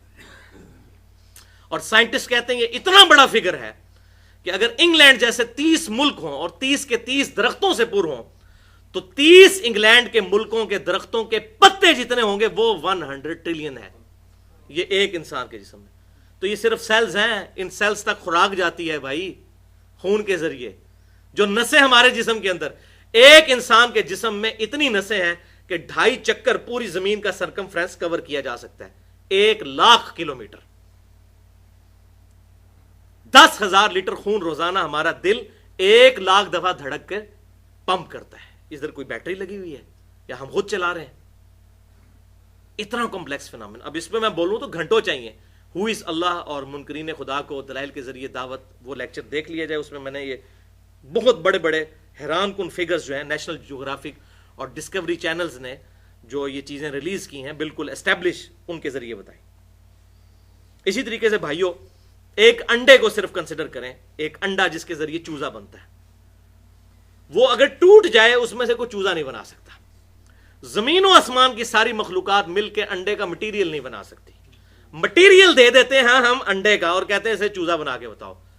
تو بھائیوں کو ایک انڈا روزانہ اربوں انڈوں میں سے مرغیوں کے چوزے, کووں کے چوزے, کبوتروں کے چوزے, ٹھیک ہے, چیلوں کے چوزے اور کتنے, یہ ایون مکھیاں, یہ ایک ڈریگن فلائی جس کو ہم ہیلی کاپٹر کہتے ہیں پنجابی میں, یہ بھی ایک بال پوائنٹ کے نقطے جتنا ایک انڈا ہے جس میں سے نکلتی ہے, اور اس کے ایک ڈھیلے میں 25,000 آنکھیں ہوتی ہیں, 50,000 آنکھیں ہیں ڈریگن فلائی. ڈریگن فلائی کا کوئی ماڈل نہیں ایگزیکٹ بنا سکتا, زندہ ڈریگن فلائی بنانا تو بڑی دور کی بات, اور یہ کہنا کہ ایک انڈے میں سے ڈریگن فلائی خود بخود بن جاتی ہے. تو بھائی جو کام خود بخود ہو سکتا ہے وہ تو پھر کرنے سے بھی ہو سکتا ہے, تو سارے مل کے ایک ڈریگن فلائی کا ایک پاری بنا کے بتا دیں. پھر ایک بیج جس کو زمین میں بویا جاتا ہے وہ اپنے سائز سے 6 ارب گنا بڑا اور بعض کا 10 ارب گنا بڑا درخت بن جاتا ہے. زمین سے وہ خوراک, زمین وہاں سے کم بھی نہیں ہوتی, سورج کی روشنی سے اپنی خوراک تیار کرتا ہے. 100 فٹ اونچے درخت, اس سے بھی زیادہ اونچے ہوتے ہیں, اوپر کے پتوں تک بھی پانی زمین سے پہنچتا ہے, موٹریں لگی ہوئی ہیں, اور ایک درخت تو ہے نہیں ہے, ٹریلینز آف ٹریز دنیا میں موجود ہیں, اور پھر ان پہ فروٹ لگتا ہے, ان کی ٹائمنگ ہوتی ہے. ایک بیج اتنا ڈیٹا سٹور کر سکتا ہے کہ دنیا کی کوئی ہارڈ ڈسک اتنا ڈیٹا سٹور نہیں کر سکتی.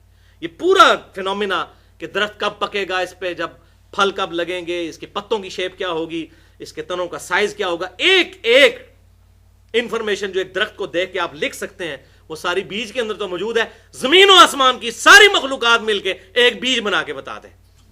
تو اگر نہیں بنا سکتے تو کہیں گے خود بخود تو ہو رہا ہے, جو کام کرنے سے نہ ہو رہا ہو وہ خود بخود کیسے ہو سکتا ہے. تو بھائیو 1950 میں یہ الحمدللہ ڈی این اے کی سٹرکچر اور یہ جینز وغیرہ دریافت ہوئے, تو ان سائنٹسٹ کو نوبیل پرائز بھی دیا گیا, اور یوں ایوولوشن والا جو چکر تھا وہ معاملہ جو ہے وہ ختم ہوا. تو اب انہوں نے پھر ایک نیا سٹیپ لیا. انہوں نے کہا کہ اب چونکہ سائنس ترقی کر گئی ہے, تو یہ تو بیکورڈ لوگ تھے, انہوں نے کہا کہ جی اب ڈی این اے کا پتہ چل گیا نا, وہ 4 باتیں ہاتھ لگ جائیں تو پھر بندہ جو ہے وہ پھٹکڑی پاس ہو تو ایک دکان تو کھول ہی لیتا ہے انسان. تو انہوں نے کہا کہ اچھا ڈی این اے دریافت ہو گیا تو لائف تو بڑی کمپلیکس ہے, اور وہاں پہ پھر موومنٹ چل گئی, انٹیلیجنٹ ڈیزائن موومنٹ امریکہ کے اندر. ڈارون کے اگینسٹ انہوں نے انٹیلیجنٹلی ڈیزائن, یہ چیزیں ہیں, انہوں نے انٹیلیجنٹ ڈیزائن موومنٹ چلائی وہاں پہ لوگوں نے کہ یہ تمام چیزیں کسی گاڈ نے کریٹ کی ہیں. یہ ڈی این اے کی سٹرکچر تو اتنی کمپلیکس ہے. تو انہوں نے کہا اچھا یہ جو ایوولوشن ہوتی ہے یہ ڈی این اے کی تبدیلی کی وجہ سے ہوتی ہے, اور اس کے لیے ایک ٹرم ڈیوائس کی انہوں نے میوٹیشن, کہ میوٹیشن کا ایک عمل ہے کہ بیرونی مداخلت کے ذریعے ڈی این اے کی سٹرکچر میں چینج آتا ہے, اس کی وجہ سے یہ مچھلیوں سے ریپٹائلز اور ریپٹائل سے پرندے بننے شروع ہو گئے. اب بات جو ہاتھ لگ گئی تو انہوں نے یہ بات کی. تو میوٹیشن کو بھی سمجھ لیں, میوٹیشن یہ ہے کہ کسی بھی کیمیکل ایفیکٹ سے یا ریڈیشن کے ایفیکٹ سے ڈی این اے کی سٹرکچر کو ڈسٹرب کیا جائے. تو یہ ریکارڈڈ بات ہے کہ کبھی بھی میوٹیشن کے ذریعے کوئی پازیٹیو تبدیلی نہیں آئی, ہمیشہ نیگیٹو تبدیلی آئی ہے, کیونکہ second law of thermo dynamics یہی ہے کہ جو ناکارگی ہے جس کو انٹروپی کہتے ہیں فزکس کی لینگویج میں, یہ ہمیشہ بڑھتی ہے. آپ اس کو سمجھ لیں. مثال کے طور پر میرے پاس ایک گلاس ہے, اس گلاس میں میں نیچے بلیو کلر کے چھوٹے چھوٹے بالز کی لیئر لگاؤں, اس کے اوپر یلو کلر کی, اس کے اوپر ریڈ کلر کی, یہ 3 لیئرز لگی. اب مجھے بتائیں ان لیئرز کے بعد میں اس کو ہلانا شروع کر دوں تو سارے بالز مکس ہو جائیں گے.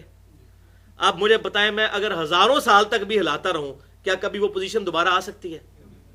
تو اس کو فزکس کی لینگویج میں کہتے ہیں second law of thermo dynamics, کہ ہمیشہ انٹروپی انکریز کرتی ہے تا وقت کہ خود انسان کوئی بیچ میں انوالو ہو کے مثلا میں اب دوبارہ اس کو پکڑ کے ایسے نہ کر دوں, اس وقت تک یہ پراپر فارم میں نہیں آ سکتی.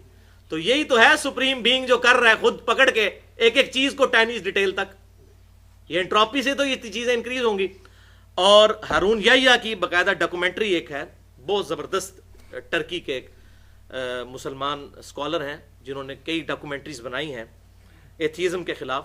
کچھ چیزیں غلط بھی ہیں ان کے نظریات میں, لیکن جو ان کی پازیٹیو چیز ہے اس کی تعریف کرنی چاہیے. تو انہوں نے ایک ویڈیو ہے کولیپس آف ڈارونزم, اس کے اندر رچرڈ ڈاؤکنز کا انٹرویو رکھا ہوا ہے کہ اس سے کسی نے سوال کیا, ویڈیو ہے, کہ یہ بتائیں یہ جو آپ میوٹیشن کا نام لیتے ہیں, آج تک میوٹیشن کے ذریعے کبھی ارتقائی تبدیلی سے کوئی پازیٹیو تبدیلی آئی ہے؟ تو اس نے یوں دیکھنا شروع کر دیا, سوچنا شروع کر دیا, اس کی زبان ہی بند ہو گئی ہے کیونکہ پریکٹیکلی نظر آیا ہے. اور وہ ابھی بھی وہ بچڑے موجود ہیں جو پیدا ہوئے ہیں, 6 ٹانگیں ہیں ان کی, 2 گردن پہ لٹک رہی ہیں. اس طریقے سے مکھیوں پہ انہوں نے ایکسپیریمنٹ کیا تو مردہ لنگڑی لولی قسم کی مکھیاں جو ہیں وہ بننی شروع ہوئی.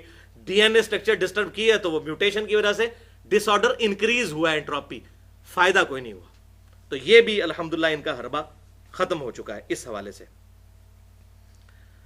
اور یہ ہارون یحییٰ کا میں نے تعارف کروایا, اور ساتھ ہی میں اپنے قریبی دوست ہیں انجینئر حافظ محمد جعفر صاحب, انہوں نے ایک کتاب لکھی ہے 150 صفحات پر مشتمل ہے, کائنات سے خالق کائنات تک. اور میں کہتا ہوں کمال کر دیا انہوں نے. ہارون یحییٰ کی جتنی ڈاکومنٹریز تھیں اور اس طرح کی یہ تمام اعتراضات جو غیر مسلموں کے تھے, رچرڈ ڈونکنز کے جو اعتراضات تھے, ان کو بھی انہوں نے ریٹن فارم میں اردو میں 150 صفحوں کی وہ کتاب الحمدللہ پبلش ہو چکی ہے ان کی. اب اس کا تیسرا ورژن بھی آنے والا ہے. آج میری ان سے فون پہ بات بھی ہوئی تھی, وہ انشاءاللہ تعالی لیکچر کے بعد اگر کسی کو کتاب چاہیے ہو تو ہم پی ڈی ایف انشاءاللہ تعالی اس کو ضرور ای میل کر دیں گے.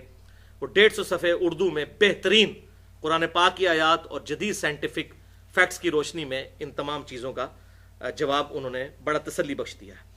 اور یہاں رچرڈ ڈونکنز کا تو میں نے بتایا کہ وہ خاموش ہو گیا میوٹیشن کے معاملے میں. اس کے مرشد کی بھی بات سن لیں, چارلز ڈارون کی. اس نے اپنے ایک دوست کو خط میں لکھا, اور میں کہتا ہوں مجھے تو وجد آ گیا اس کی یہ بات پڑھ کے. وہ کہتا ہے میں جب کبھی بھی مور کو دیکھتا ہوں مجھے بخار چڑھ جاتا ہے, پی کاک کو, مور کو.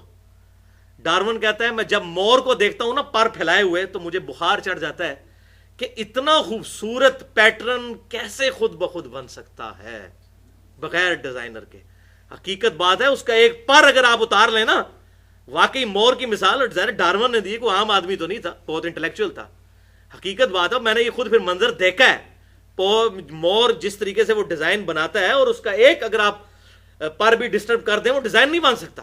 پھر ایک پر کو بھی کنسیڈر کریں تو واقعی ڈارون کو صحیح بخار چڑھتا تھا کہ یہ خود بخود کیسے ہو رہا ہے. اس کو بھی پتا تھا کہ یہ خود بخود تو نہیں ہو, یہ ڈیفیکلٹی ان تھیوری تو تھا کہ یہ اتنی چیزیں کیسے نہ میوٹیشن کے ذریعے ہو سکتی ہیں, نہ جو ہے وہ نیچرل سلیکشن کے ذریعے, نہ ایوولوشن کے ذریعے ہو سکتی ہیں. تو لہذا اس معاملے میں الحمدللہ حق بالکل واضح ہو چکا ہے اب لوگوں کے سامنے. اور یہاں تک کہ اب اس پہ ایک بڑی ضرب ان پہ یہ بھی پڑی کہ فاسل ریکارڈ جو ہے وہ بھی 500 ملین ایئرز تک کا دریافت ہو چکا ہے. فاسلز یہ ہوتے ہیں کہ کوئی جانور آج سے لاکھوں سال پہلے مرا, مرنے کے بعد اس کے اوپر لاوا گر گیا, یا اس کے اوپر ایسی کوئی طے آ گئی جس کی وجہ سے ایئر ریموو ہو گئی. تو جب ایئر ریموو ہو جائے گی تو اس کا وہ گلنے سڑنے کا پروسیس اس طریقے سے نہیں ہوتا.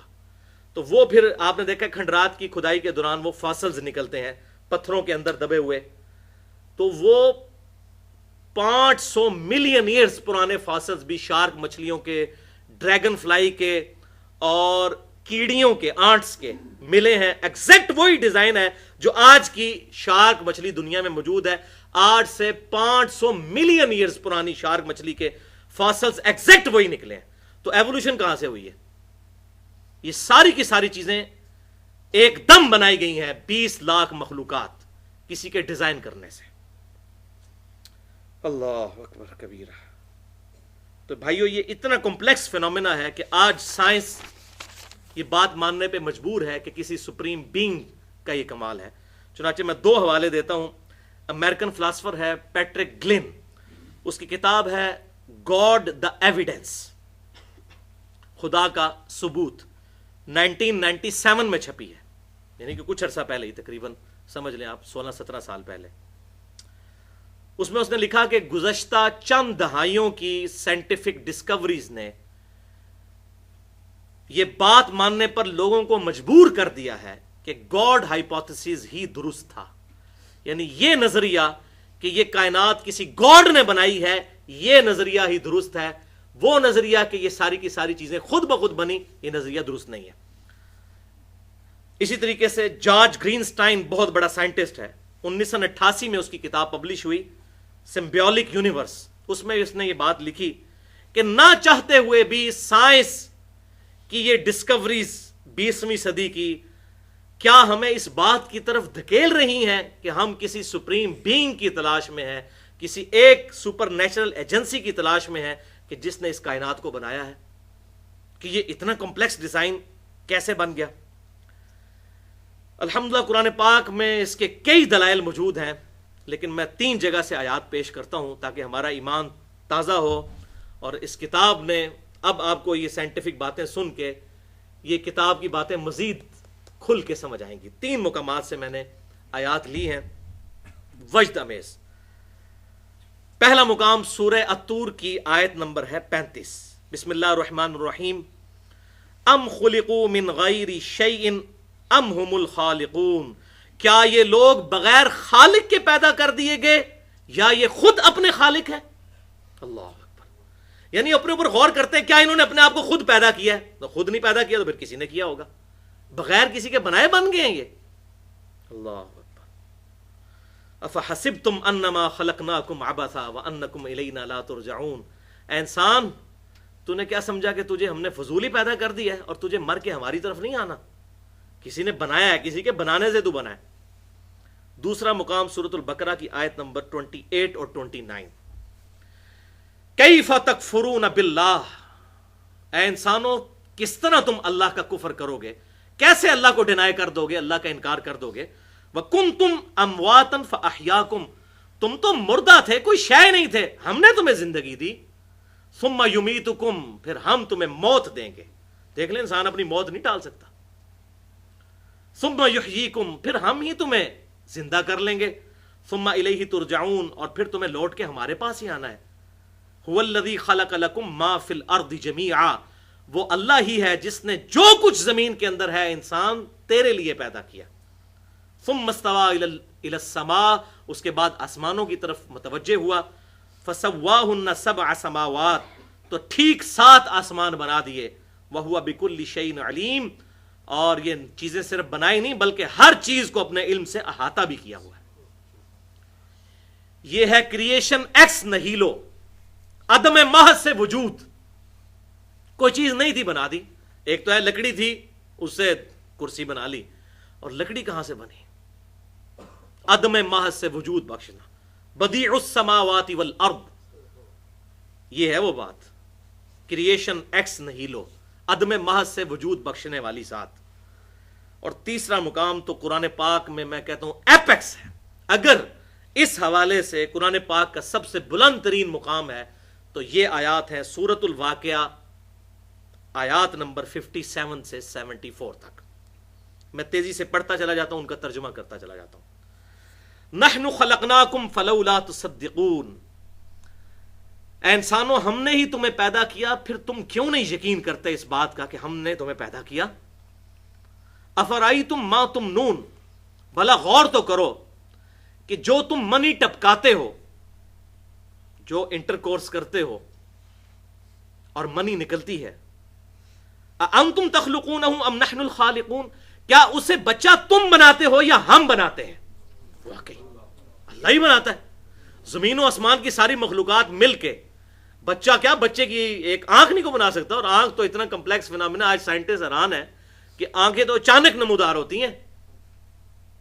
6-7 مہینے تک بچہ پورا بن چکا تھا، آنکھیں نہیں ہوتی، اچانک آنکھیں آ جاتی ہیں۔ اب مجھے بتائیں آنکھوں میں شیشہ ہے، گوشت میں کون سا مٹیریل ہے جو شیشے میں کنورٹ ہو جائے؟ گوشت کا کوئی شیشے سے لینا دینا ہے؟ اور نہ صرف کنورٹ ہوا، پیچھے پوری بنائی ہے۔ آنکھ پہ ڈسکشن کی جائے تو بندہ پاگل ہو جاتا ہے، یہ کیسا سسٹم ہے؟ تو جو تم منی ٹپکاتے ہو، کیا تم بچہ بناتے ہو یا ہم تخلیق کرتے ہیں؟ نحن قدرنا بینکم الموت وما نحن بمسبوقین، ہم موت تمہارا مقدر کر چکے ہیں اور تم ہمیں آر نہیں دلا سکتے۔ تمہاری کمزوری کے لیے اتنا ہی کافی ہے کہ تم نہ اپنی مرضی سے زندہ ہوتے ہو نہ مرتے ہو۔ اور میں کہتا ہوں یہ 3 چیزیں ایسی اللہ نے ساتھ لگا دی ہیں۔ نمبر 1 موت، نمبر 2 نیند، اور نمبر 3 پیشاب۔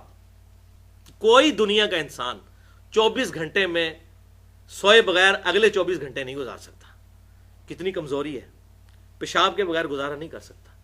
یہ کمزوریاں لگا کے انسان کو بتا گیا کہ تو شے ہی کیا ہے۔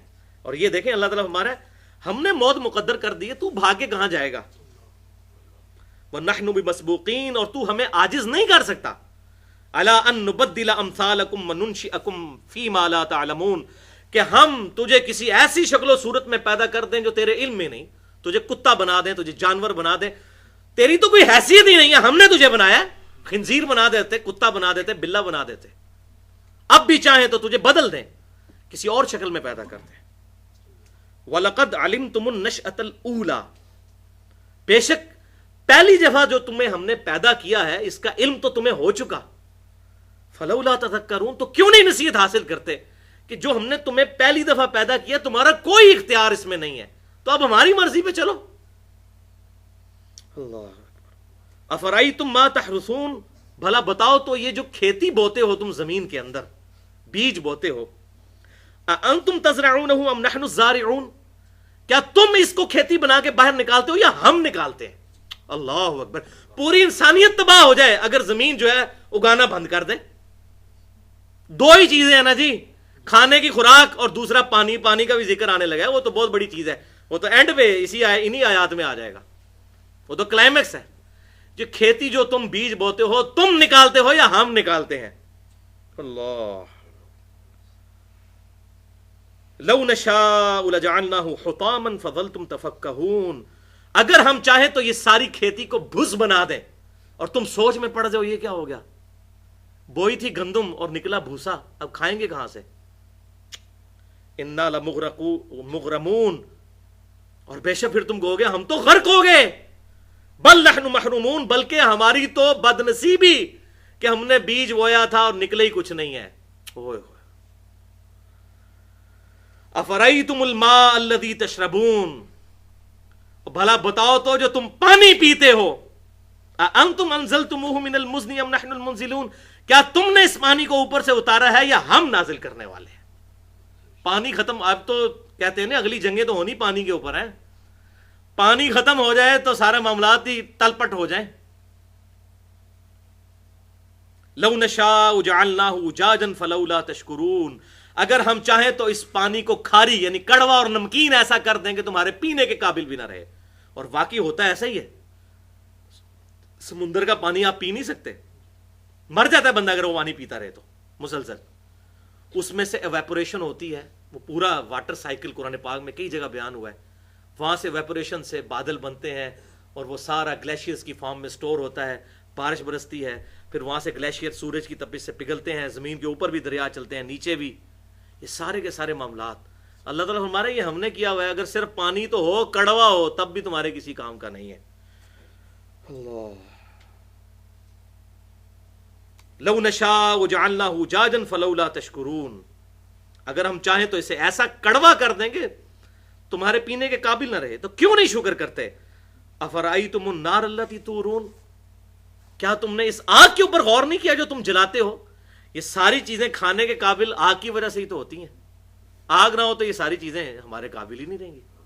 یہ آگ جو تم جلاتے ہو, انتم انشأتم شجرتها ام نحن المنشئون, یہ درخت جو ہے کیا تم نے اگائے ہیں یا ہم نے اگائے ہیں؟ آج سائنس نے تو ہاتھ اٹھا دیا کہ تھریٹیکلی تو آئنسٹائن نے کہا E = mc². انرجی میس میں کنورٹ ہو سکتی ہے اور میس انرجی میں, لیکن دنیا میں صرف میس ہی انرجی میں کنورٹ ہو رہا ہے, انرجی میس میں نہیں ہو رہی. لکڑی اگر جلا دیں آپ, اس سے انرجی بن گئی, اس انرجی سے دوبارہ لکڑی بن سکتی ہے, لیکن اللہ بنا رہا ہے. سورج کی روشنی سے ٹنوں ٹن درخت روزانہ بن رہے ہیں, اربوں ٹن.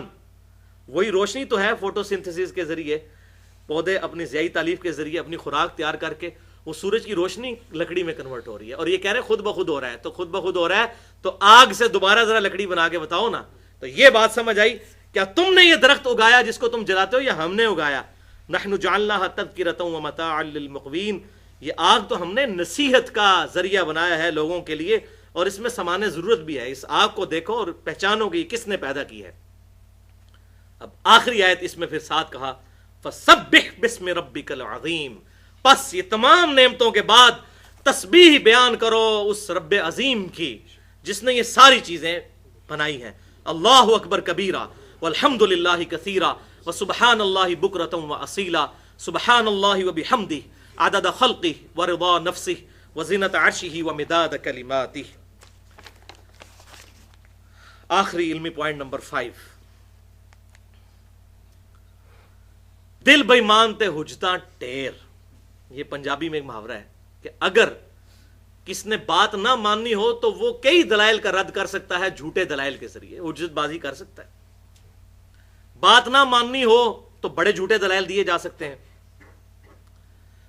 چنانچہ قرآن پاک میں اللہ تبارک و تعالیٰ نے سورۃ الانعام کی آیت نمبر 111 میں ارشاد فرمایا کہ جو لوگ جان بوجھ کر حق کو ڈینائی کرتے ہیں، 8ویں پارے کی پہلی آیت ہے، وَلَوْ أَنَّا نَزَّلْنَا عَلَيْهِمُ الْمَلَائِكَةَ، اگر ان کے سامنے فرشتے بھی نازل ہو جائیں اور مردے قبروں سے نکل کے ان سے باتیں کرنا شروع کر دیں کہ آخرت کی زندگی ہے، تب بھی یہ ایمان نہیں لے کر آئیں گے. وہ کہیں گے ہم پر جادو ہو گیا. اور واقعی ایسا ہی ہے. رچرڈ ڈانکنز نے بھی دا گاڈ ڈیلوژن میں رسل کا ایک جملہ نقل کیا ہے، بہت انٹرسٹنگ. رسل سے کسی نے پوچھا کہ بتاؤ کہ اگر تمہیں گاڈ نے زندہ کر لیا مرنے کے بعد، تم تو پوری زندگی یہ کہتے رہے گاڈ کوئی نہیں ہے، اگر گاڈ نے مرنے کے بعد تمہیں دوبارہ زندہ کر لیا تو پھر تم گاڈ کو کیا جواب دو گے؟ تو پتہ ہے اس نے کیا کہا؟ اس نے کہا کہ میں کہوں گا I didn't find enough evidence to believe in you. اے اللہ، تجھ میں یقین کرنے کے اعتبار سے مجھے کوئی پختہ دلائل دنیا میں نہیں ملے، اس لیے میں نے تجھے نہیں مانا. اب پختہ دلائل تو میں نے سورۃ الواقعہ سے گنوا دیے جو کامن آبزرویشن ہے. دل بے ایمان تے حجتاں ٹھیر. اگر دل بے ایمان ہے تو پھر بڑے نیگیٹو دلائل گھڑے جا سکتے ہیں. کاش قرآن پڑھ لیتا رسل، اور رچرڈ ڈانکنز بھی زندہ ہے. ہم تو دعا کرتے ہیں اللہ تعالیٰ اس کو ایمان کی دولت سے مشرف کرے رچرڈ ڈانکنز کو، تاکہ رچرڈ ڈانکنز کے اسلام لانے کی وجہ سے یہ اس کی ڈیلوژن کا ڈیلوژن ہو جائے گا، سارا معاملہ ڈائلیوٹ ہو جائے گا انشاءاللہ. بہرحال اس کے اگینسٹ اہل حق بھی دنیا میں موجود ہیں جو حق بات قبول کرتے ہیں. ڈاکٹر مورس بوکائل ایک فرینچ سرجن تھے، 1982 میں ان کی ڈیتھ ہوئی. انہوں نے کتاب لکھی ہے بائبل، قرآن اینڈ سائنس کے نام سے، اور انہوں نے ثابت کیا ہے کہ جتنی جدید سائنٹیفک فیکٹس اور ڈسکوریز ہوئی ہیں، قرآن پاک ان کے اوپر پورا اترتا ہے، اور بائبل میں وہ غلطیاں موجود ہیں سائنٹیفک، اس لیے کہ وہ ٹیمپرڈ ہے، اوریجنل فارم میں ہوتی ہے، یقیناً اس میں غلطیاں نہ ہوتی. اور اسی کتاب کے خلاف پھر ولیم کیمبل نے بھی کتاب لکھی، پھر جس کے لیے ڈاکٹر ذاکر نائک نے 1 اپریل 2000 کو اس سے مناظرہ کیا تھا، اور بہت زبردست کامیاب مناظرہ، وہ نیٹ پہ رکھا ہوا ہے. تو یہ لوگ بھی موجود ہیں. اسی طریقے سے ایک اور فریڈ ہائل نامی ایک شخص ہے، بہت بڑا فلاسفر ہے. اس نے ایک جملہ کہا، اور خود رچرڈ ڈانکنز نے اس کا یہ جملہ نقل بھی کیا ہے اپنی اس کتاب دا گاڈ ڈیلوژن کے چیپٹر نمبر 4 میں. اور چیپٹر نمبر 4 میں اس نے مین باب ہی یہی باندھا ہے، دا الٹیمیٹ بوئنگ 747. تو وہ کہتا ہے یہ تم کہہ رہے ہو بوئنگ 747 خود بخود بن گئے، تو سب سے بڑا بوئنگ 747 تو خود گاڈ ہے، وہ کیسے خود بخود بن گیا پھر؟ تو وہ بات میں انشاءاللہ ڈسکس کرتا ہوں، یہ آخری وسوسہ تھا اس کا. تو بہرحال فریڈ ہائل کا جو جملہ ہے گولڈن کوٹ، زبردست، یہ میں لفظ بلفظ پڑھ کے سناتا ہوں جو دا گاڈ ڈیلوژن میں بھی اس نے نقل کیا. Probability of life originating on earth is no greater than the chance that a hurricane sweeping through a scrapyard would have the luck to assemble a Boeing 747. Fred Hoyle کہتا ہے کہ اس بات کا امکان کہ زندگی خود بخود زمین پر پیدا ہو گئی، اس سے زیادہ امکان نہیں ہے کہ کوئی ہوائی طوفان چلے اور وہ کوڑے کے ڈھیر سے چیزیں جمع کر کے تو ایک 747 بوئنگ طیارہ تیار کرتے. یہ تو پھر بھی ہو سکتا ہے، اس سے زیادہ مشکل فینومینا جو ہے وہ زندگی کا پروڈیوس ہونا ہے زمین کے اوپر. اور ظاہر ہے کہ ہمیں تو کبھی وہم بھی نہیں آئے گا. میں کہتا ہوں ایون میں یہ دعویٰ کروں کہ یہ بال پوائنٹ خود بخود بن گئی ہے، اس میں سپرنگ لوڈڈ جو یہ اس کی نب موجود ہے اور اس کے اندر جو سیاہی ہے یہ پوری پلاسٹک کی، اور یہ پورا کلک سسٹم ہے اس کے اندر میکینیکل، یہ خود بخود بن گیا. تو کوئی پاگل بے وقوف آدمی بھی میری سٹیٹمنٹ نہیں مانے گا. تو اتنا کمپلیکس سسٹم خود بخود بن گیا.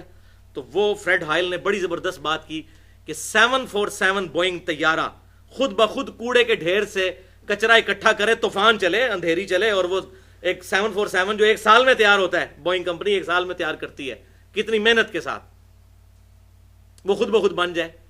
تو یہ تو پھر بھی پاسبل ہو سکتا ہے، لیکن انسان کا پیدا ہونا جاندار کا روئے ارض پہ، اس کی پروبیبلٹی اس سے بھی کم ہے. لیکن رچرڈ ڈانکنز نے بجائے اس کی یہ بات ماننے کے اس کا مذاق اڑایا اور اس نے کہا کہ for the sake of argument ہم ایگری کرتے ہیں کہ 747 کبھی بھی خود نہیں بن سکتا، اتنی محنت سے یہ طیارہ بنتا ہے. تو پھر اس نے آگے سے وہ شیطنت والا سوال کیا. اس نے کہا سب سے بڑا بوئنگ 747 تو خود گاڈ ہے. یہ زندگی اتنی کمپلیکس ہے کہ بغیر کسی کے بنائے نہ انڈا بن سکتا ہے نہ کوئی زندہ جاندار. یہ اتنی پیچیدہ اور کمپلیکس زندگی ہے، یہ بغیر کسی کے بنائے نہیں بن سکتی. تو اس کو بنانے والا تو اس سے بھی زیادہ کمپلیکس ہوگا. For the sake of argument بات بڑی زبردست ہے. اس کو بنانے والا تو اس سے بھی زیادہ کمپلیکس ہوگا. وہ خود بخود اگر بن سکتا ہے تو یہ زندگی بھی خود بخود بن سکتی ہے.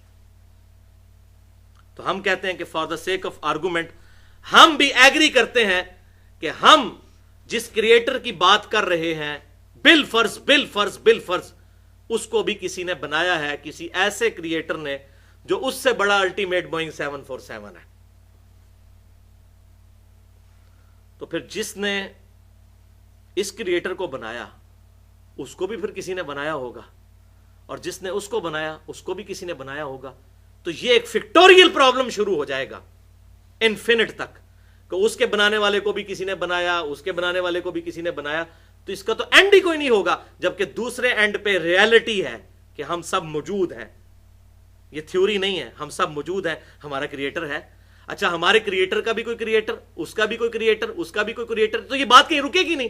میتھمیٹیکلی یہ رانگ سٹیٹمنٹ اور illogical ایک فنکشن بن جائے گا، سوائے اس کے کہ یہ بات مان لی جائے کہ کوئی ایک کریٹر ایسا ہے کہ جس سے پہلے کوئی کریٹر نہیں تھا، وہ تھا ہمیشہ سے، اور اس سے یہ ساری کی ساری چیزیں اوریجنیٹ ہوئیں.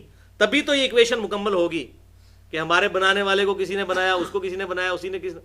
تو الٹیمیٹلی کسی ایک کریٹر تک ہم پہنچیں گے کہ جسے کسی نے نہ بنایا ہو، تبھی یہ ایکویشن مکمل ہوگی. تو بھائی وہی تو ہے لم یلد ولم یولد، جو کسی سے جنا نہیں گیا، لم یلد ولم یولد.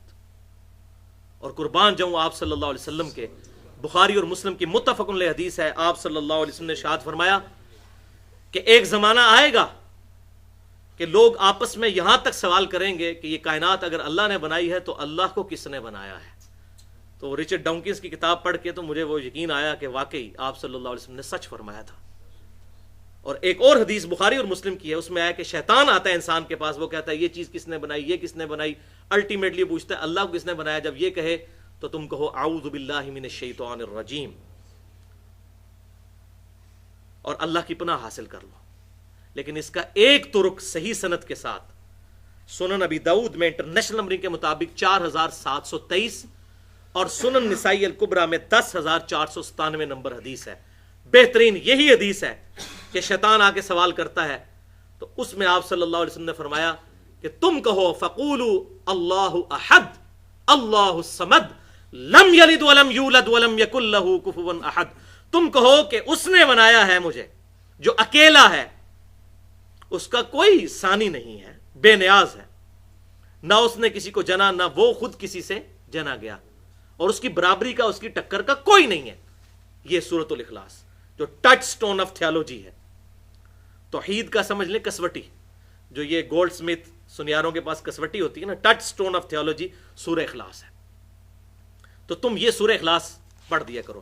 اور ایک اور حدیث بخاری اور مسلم کی ہے جس میں آپ صلی اللہ علیہ وسلم نے ارشاد فرمایا کہ جب شیطان یہ وسوسہ دلائے تو کہا کرو آمنت باللہ ورسولہ، میں ایمان لایا اللہ پر اور اس کے رسولوں پر. اب یہ کہنا تو بڑا سادہ سا جملہ ہے، لیکن اس کے پیچھے کیا فلسفی ہے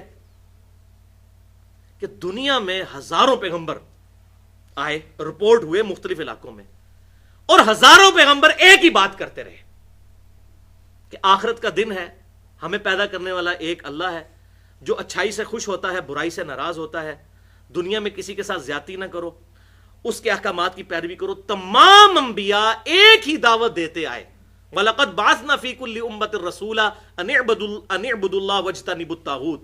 ہم نے ہر قوم میں کوئی نہ کوئی پیغمبر بھیجا ایک ہی دعوت کے ساتھ کہ اللہ کی عبادت کرو اور اجتناب کرو طاغوت سے. ہزاروں پیغمبر ایک ہی بات کرتے آئے. بھائیو یہ اتنا بڑا اتفاق کیسے ہو سکتا ہے کہ ہزاروں پیغمبر ایک ہی بات کریں؟ اگر معاذ اللہ استغفر اللہ ان کا نظریہ اپنے آپ کو پروموٹ کرنا ہو تو ہر ایک نیا کنسپٹ لے کے آئے. ہزاروں پیغمبروں کا ایک بات کرنا خود اللہ تعالیٰ کی وحدانیت کی ایک بہت بڑی دلیل ہے. اور پھر ان کا کریکٹر کہ وہ پیغمبر ایسے کہ پوری قوم ان کے کریکٹر کو ماننے والی.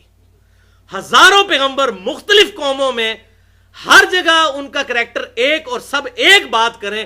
اتنا بڑا حسن اتفاق کیسے ہو سکتا ہے؟ اس کی تو زیرو پروبیبلٹی ہے.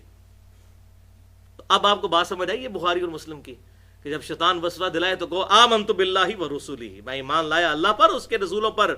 ہزاروں سچے پیغمبر جھوٹی بات نہیں کرتے جن کا کریکٹر انسانیت نے مانا ہوا ہے. اللہ اکبر. تو یہ لاجیکلی وسوسہ کل ہوا. اب آخری 4-5 منٹ میں ضمناً میں وہ بات بھی ایڈریس کر دوں. یہ بھی وسوسہ دیا جاتا ہے کہ بتاؤ کہ کیا اللہ تعالیٰ اپنے ساتھ کا کوئی الہ پیدا کر سکتا ہے؟ یہ سوال ہوتا ہے. یا اللہ تعالیٰ چاہے کوئی ایک پتھر ایسا بنا سکتا ہے جسے خود نہ اٹھا سکے؟ اس کا جواب کیا دیا جائے؟ تو بھائیو بائی ڈیفینیشن یہ سوالات ہی غلط ہیں. اب میں آپ کو مثالوں سے سمجھاتا ہوں. مثلاً پہلی مثال، اگر آپ سے کوئی پوچھے کہ بتائیے جب آپ کے ابو جان کی آپ کی امی جان کے ساتھ پہلی شادی ہوئی تھی اس وقت آپ کی عمر کتنی تھی؟ تو آپ کہیں گے یہ تو سوال ہی غلط ہے جناب، اللاجیکل سوال، میری عمر کہاں سے ہونی تھی؟ اچھا اسی طریقے سے یہ بتائیے کہ بحری جہاز کی سمندر میں زیادہ سے زیادہ رفتار تو 50 کلومیٹر پر آور ہوتی ہے. اگر بحری جہاز کو موٹر وے پہ چلایا جائے تو اس کی کتنی سپیڈ ہوگی؟ تو آپ کہیں گے بھائی یہ تو اللاجیکل سوال ہے، بحری جہاز تو موٹر وے پہ چل ہی نہیں سکتا. اچھا اسی طریقے سے یہ بتائیے کہ ڈیزل انجن ہماری جو ہائیس ہے 1 لیٹر کے اندر 15 کلومیٹر ہائیس چلتی ہے. اگر اسی ہائیس کو اگر پانی پہ چلایا جائے تو اس کی ایوریج کتنی نکلے گی؟ تو ہم کہیں گے بھائی یہ تو ڈیزائن ہی نہیں اس کے لیے ہوا، یہ سوال ہی لاجیکل ہے. اسی طریقے سے یہ ڈیفینیشن ہی خود وائلیٹ کرتی ہے اس غلط سوال کو، اور اس کو علم الکلام میں کہا جاتا ہے محال. اس طرح کے جو اللاجیکل کوسچن ہیں اس کو کہا جاتا ہے محال. یہ بائی ڈیفینیشن ہی غلط ہے. کیوں؟ اگر کوئی شخص یہ کہے کہ اللہ تعالیٰ کیا اس بات پر قادر ہے کہ اپنے ساتھ کا کوئی اور الہ پیدا کر لے، تو ہم کہیں گے کہ بھائی یہ سوال ہی اللاجیکل ہے، اس لیے کہ جو پیدا ہوگا وہ الہ تو ہو ہی نہیں سکتا، وہ تو مخلوق ہوگا. خالق کی تو ڈیفینیشن ہی یہی ہے لم یلد ولم یولد، وہ اوریجن ہو. تو اللہ تعالیٰ کیا اور کوئی الہ پیدا کر سکتا ہے؟ تو ہم کہیں گے یہ سوال ہی غلط ہے، یہ محال ہے. اب اس کو کہنا کہ اللہ کی قدرت میں داخل نہیں ہے، بھائی یہ سوال ہی غلط ہے. اچھا اسی طریقے سے کیا اللہ تعالیٰ کوئی ایسا پتھر بنا سکتا ہے جس کو خود نہ اٹھا سکے؟ تو ہم کہیں گے یہ بائی ڈیفینیشن ہی سوال غلط ہے. خود نہیں اٹھا سکتا تو وہ الہ نہیں ہے. ٹھیک ہے. اچھا وہ کہتے ہیں اگر وہ بنا نہیں سکتا تو پھر الہ، تو یہ سوال ہی غلط ہو جائے گا. کوئی بھی چیز الہ کی کیپیبلٹی سے باہر نہیں ہو سکتی، اس کے قابو سے باہر نہیں. ان اللہ علی کل شیء قدیر. تو یہ سوال اس کے جواب میں ہم کہیں گے محال ہے. اسی طریقے سے اگر کوئی شخص یہ کہے کہ اللہ تعالیٰ چاہے تو نبی صلی اللہ علیہ وسلم کے بعد بھی کسی کو پیغمبر بنا کے بھیج سکتا ہے، تو ہم کیا کہیں گے؟ محال ہے. کیوں؟ قرآن پاک نے فیصلہ کر دیا ما کان محمد ابا احد من رجالکم ولکن رسول اللہ وخاتم النبیین. خاتم بھی ہے اور خاتم بھی ہے، دونوں چیزیں قرآن میں بھی احادیث میں بھی آیا. تو اب یہ خاتم نبوت کی ڈیفینیشن کے منافی ہو جائے گا کہ اللہ تعالیٰ کوئی اور پیغمبر بھیج دے. انہیں جی اللہ تعالیٰ چاہے تو کر سکتا ہے، تو ہم کہیں گے نہیں. کیوں؟ قرآن میں آیا لا تبدیل لکلمات اللہ، اللہ کے کلمات نہیں بدلتے. جو کلمات بدل دے وہ اللہ نہیں ہے، اور جو اللہ ہے وہ کلمات نہیں بدلتا. جو جھوٹ بولے وہ اللہ نہیں ہے، اور جو اللہ ہے وہ جھوٹ بولتا نہیں ہے. کوئی بھی نٹوریس کوالٹی اللہ تعالیٰ کے ساتھ منسوب نہیں کی جا سکتی. کیا اللہ تعالیٰ جھوٹ بولنے پر قادر ہے؟ ہم کہیں گے یہ سوال ہی غلط ہے. ٹھیک ہے. اسی طریقے سے کیا اللہ تعالیٰ چاہے تو موسیٰ علیہ السلام کو دوزخ میں اور فرعون کو جنت میں بھیج دے؟ تو ہم کہیں گے محال ہے. تو یہ ہوگی محال کی ٹرم. اور دوسری ٹرم ہے مقدور، اس کے اپوزٹ. مقدور ہے جو اللہ تبارک و تعالیٰ کی قدرت میں چیزیں داخل ہیں چاہے اس نے نہ کی ہوں. مثلا اگر کوئی شخص کہے کیا اللہ تعالیٰ ایسی سیڑھی بنا سکتا ہے جس سے ہم آسمان پہ چڑھ جائیں، تو ہم کہیں گے ہاں بنا سکتا ہے، اگرچہ اس نے بنائی نہیں ہے لیکن اللہ تعالیٰ اس بات پر قادر ہے. اللہ تعالیٰ چاہے تو آگ کو ٹھنڈا کر سکتا ہے، بالکل کر سکتا ہے، عموماً نہیں ہوتی لیکن جب چاہے کر سکتا ہے. ابراہیم علیہ السلام کے لیے کی. تو فزیکل فینومینا آف نیچر جتنے ہیں وہ اللہ تعالیٰ کی مخلوقات ہیں، جب چاہے اللہ تعالیٰ ان کو توڑ سکتا ہے جس وقت چاہے. ہمیں نیند سے بے نیاز کر سکتا ہے، بالکل کر سکتا ہے، جنت میں کرے گا، وہاں نیند نہیں ہے، جنت میں رات نہیں ہے. پیشاب سے بھی بے نیاز کر دے گا. صحیح مسلم میں حدیث ہے خوشبودار ڈکار آئے گی سارا کھانا ہضم، پیشاب کی ضرورت ہی کوئی نہیں. تو یہ سارے فزیکل فینومینا آف نیچر اللہ تعالیٰ ان فینومیناز کا پابند نہیں ہے. اللہ تعالیٰ جب چاہے ان کو توڑ سکتا ہے. یہ تمام چیزیں مقدور ہیں. تو محال اور مقدور کا فرق سمجھ آ گیا. میرے خیال ہے اتنا ہی کافی ہے. باقی جتنی چیزیں ہیں وہ ساری باتیں ایڈریس کی جائیں تو گھنٹوں چاہیے. اللہ تعالیٰ سے دعا ہے جو حق بات میں نے کہی اللہ تعالیٰ ہمارے دلوں میں راسخ فرمائے. اگر جذبات میں میرے منہ سے کوئی غلط بات نکل گئی تو اللہ تعالیٰ ہمارے دلوں سے محو کر دے. ہمیں کتاب و سنت کی تعلیمات پر عمل کر کے دوسرے بھائیوں تک پہنچانے کی توفیق عطا فرمائے. سبحانک اللہم و بحمدک اشہد ان لا الہ الا انت استغفرک و اتوب الیک وما علینا الا البلاغ المبین.